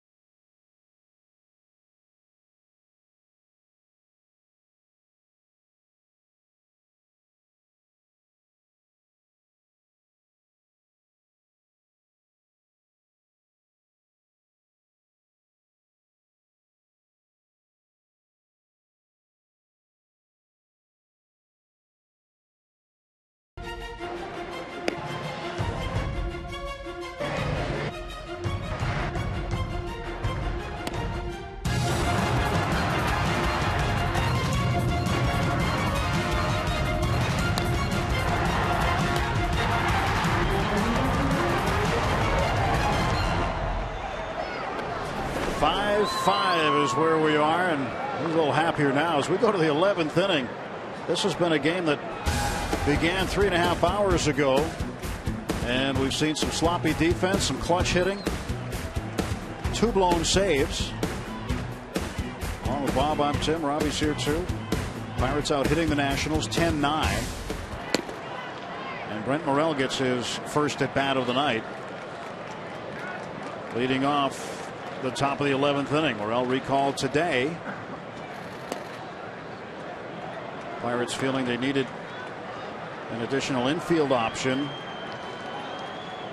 with Walker perhaps not 100% at second base, and Alvarez perhaps needing a replacement late in the ballgame, which he got. And Morel, a ground ball left side. Desmond gets behind it, backhands it, fires on to first. One out. Let's send you back to Pittsburgh right now in our Root Sports studios. Paul Alexander has a game break.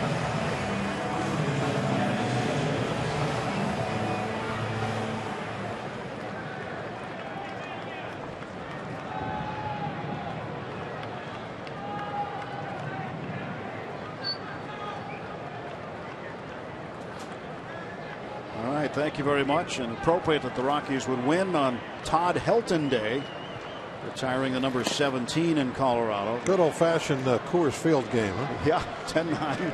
5 in the 9th. Went on a home run. Pitch to Gabby. Ground ball to short. Ian Desmond again makes the play. Well, the Rockies beating the Reds.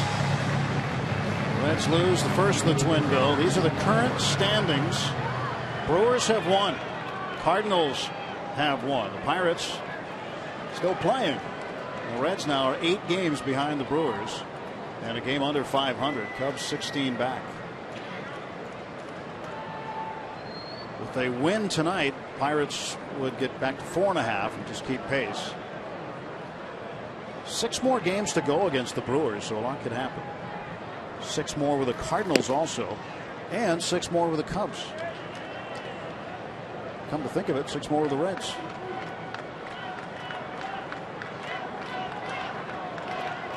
And the only other team they'll play in that stretch is the National League East team, the Braves. They've got 7 against them, 3 at home, 4 on the road. But that has playoff implications also for the wild card. So, a lot of important matchups left to be played. Polanco with a clutch 2-run double in the 9th gave the Pirates a 5-4 lead.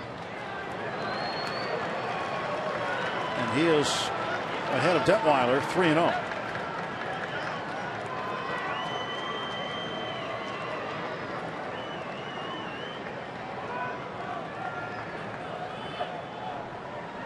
Detweiler, the left-hander, gets the sign. Now the 3-0 pitch.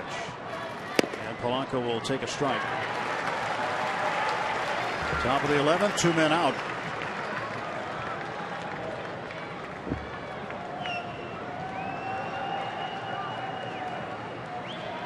Pirates had a 2-0 lead in the 6th. And it was 2-1 after the 6th. Nationals scored 3 in the 7th. Make it a 4-2 game. Pirates scored 3 in the 9th to make it 5-4. Nationals picking up an extra 1 in the bottom of the 9th to tie it. Ouch. Got off the back foot.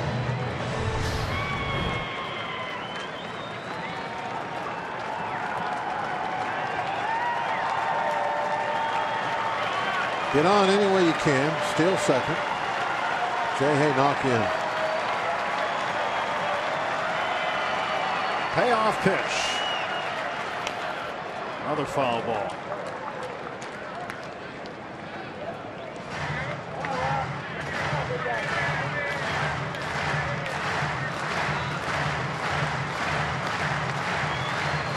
Russell Martin in a long game tonight.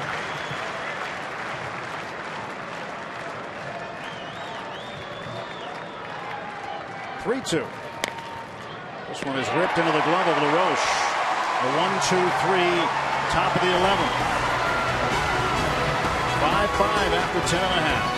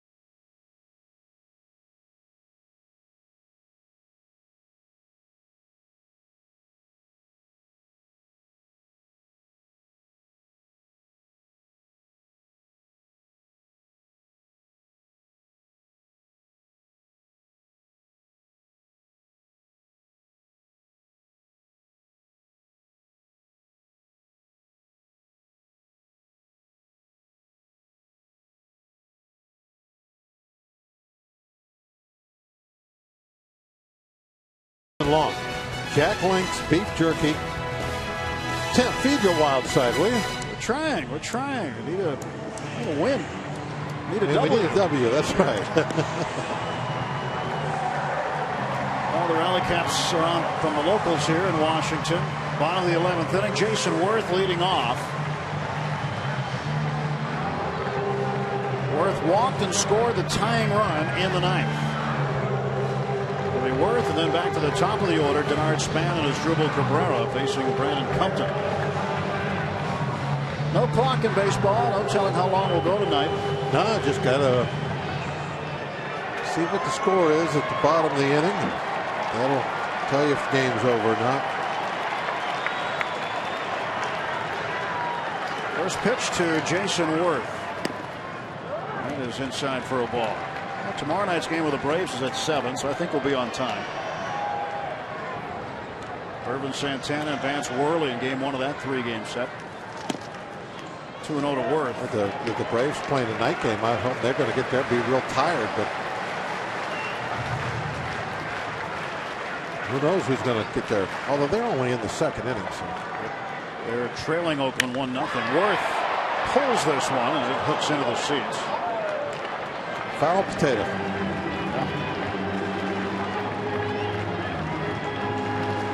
Somebody took the hit, so that young man. Yeah, my guess is that nobody caught that one. No. I guess somebody could have had it, not barehanded anyway.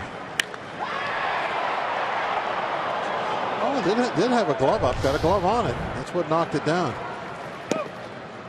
Strike to Worth, 2-2.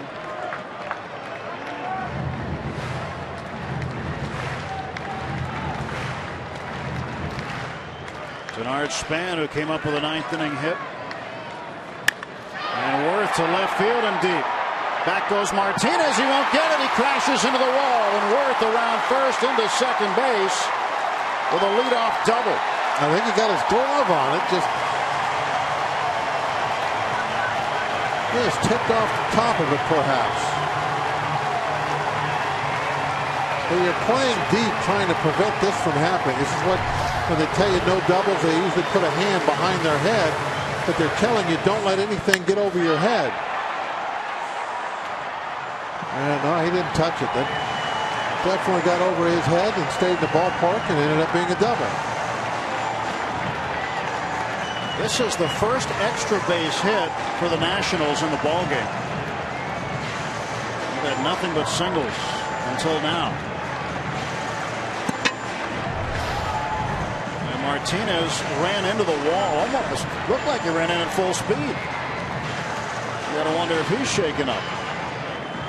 Flexing his right hand.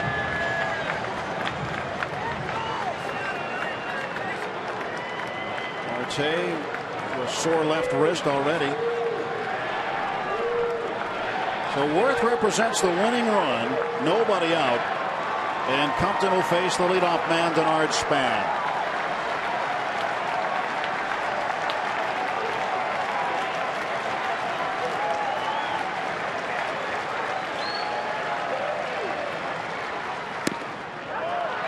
Ball one.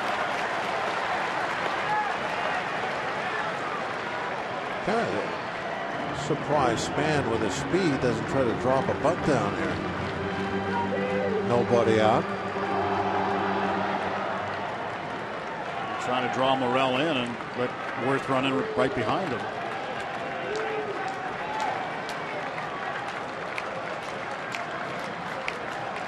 One ball, no strikes, and the stretch by Compton. The pitch inside 2-0.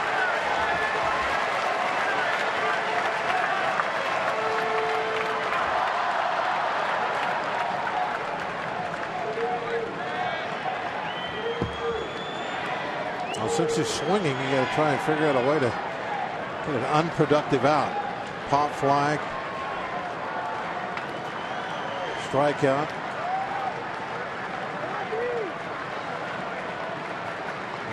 Fly ball left.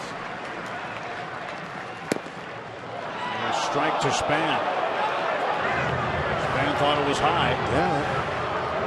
There's been a few of these high pitches called strikes tonight. Of course, none of them like the one that I took, that one that was way up there, almost by his neck. Remember that one? Yeah, that was with the bases loaded. Would have resulted in another run, and we probably wouldn't be here right now. Yeah, that wouldn't have been a strike to Honest Abe.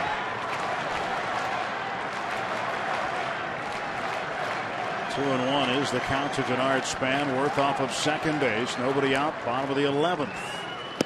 And a strike on the inside corner. Now you got a chance for that strikeout. Move back a little bit now. There's no chance he can bunt. But here's your opportunity.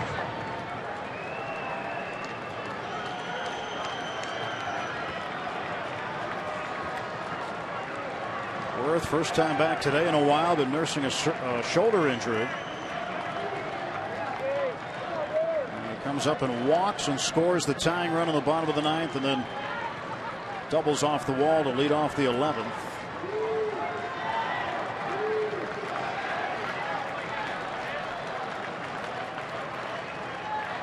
Two pitch. Full count to Span.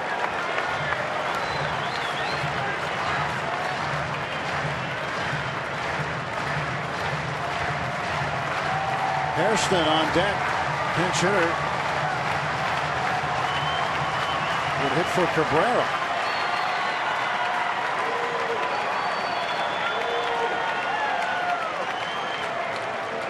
Right hit in the 2 spot, actually. Cabrera was lifted. Espinosa's out there at second base now, so that would be Hairston's spot next. Ground ball to first. Sanchez will run to the bag and take the out. And that's what you didn't want to happen. And now the winning run 90 feet away, and the Nationals will get 2 shots to get him in. Just one out. Outfield has to come in. Infield has to come in.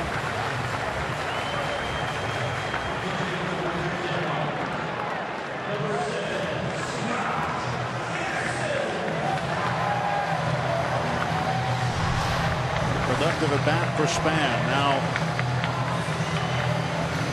Worth waits at third.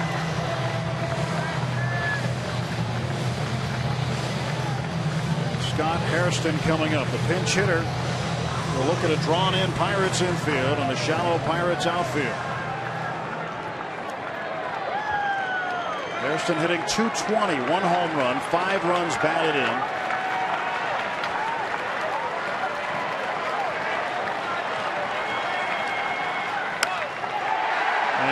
ball game's going to be over. As Martinez will make the catch. Worth comes to the plate. And the Nationals, for the second straight night, walk off the Pirates.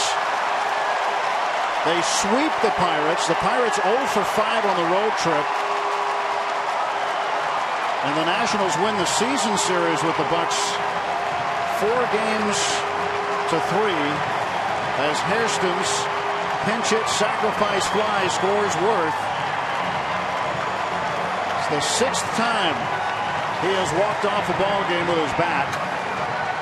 And the Nationals won it 6-5. It certainly was a sloppy game from both sides. Not really well played. Some shaky defense. Leads given up by the bullpen. But it ends on some on pretty basic baseball. You get your leadoff hitter to second base. You get him to third. You get a pitch. You can get to the outfield for the sac fly. I mean, it's basic baseball, and that's what won. For the first time this year, the Pirates have lost 5 in a row, and they're now 4 games over 500 at 64 and 60, and they drop to 5.5 behind the Milwaukee Brewers. Boy, the emotions really swung back and forth in this one. Both dugouts at times were going crazy, but it's the Nationals that end up with really a big win for them, a big boost. 3 one-run games, 2 of them walk-off winners for Washington, and the Pirates swept here in our nation's capital. Let's go back to Pittsburgh, where Paul Alexander and Ken Maka are standing by.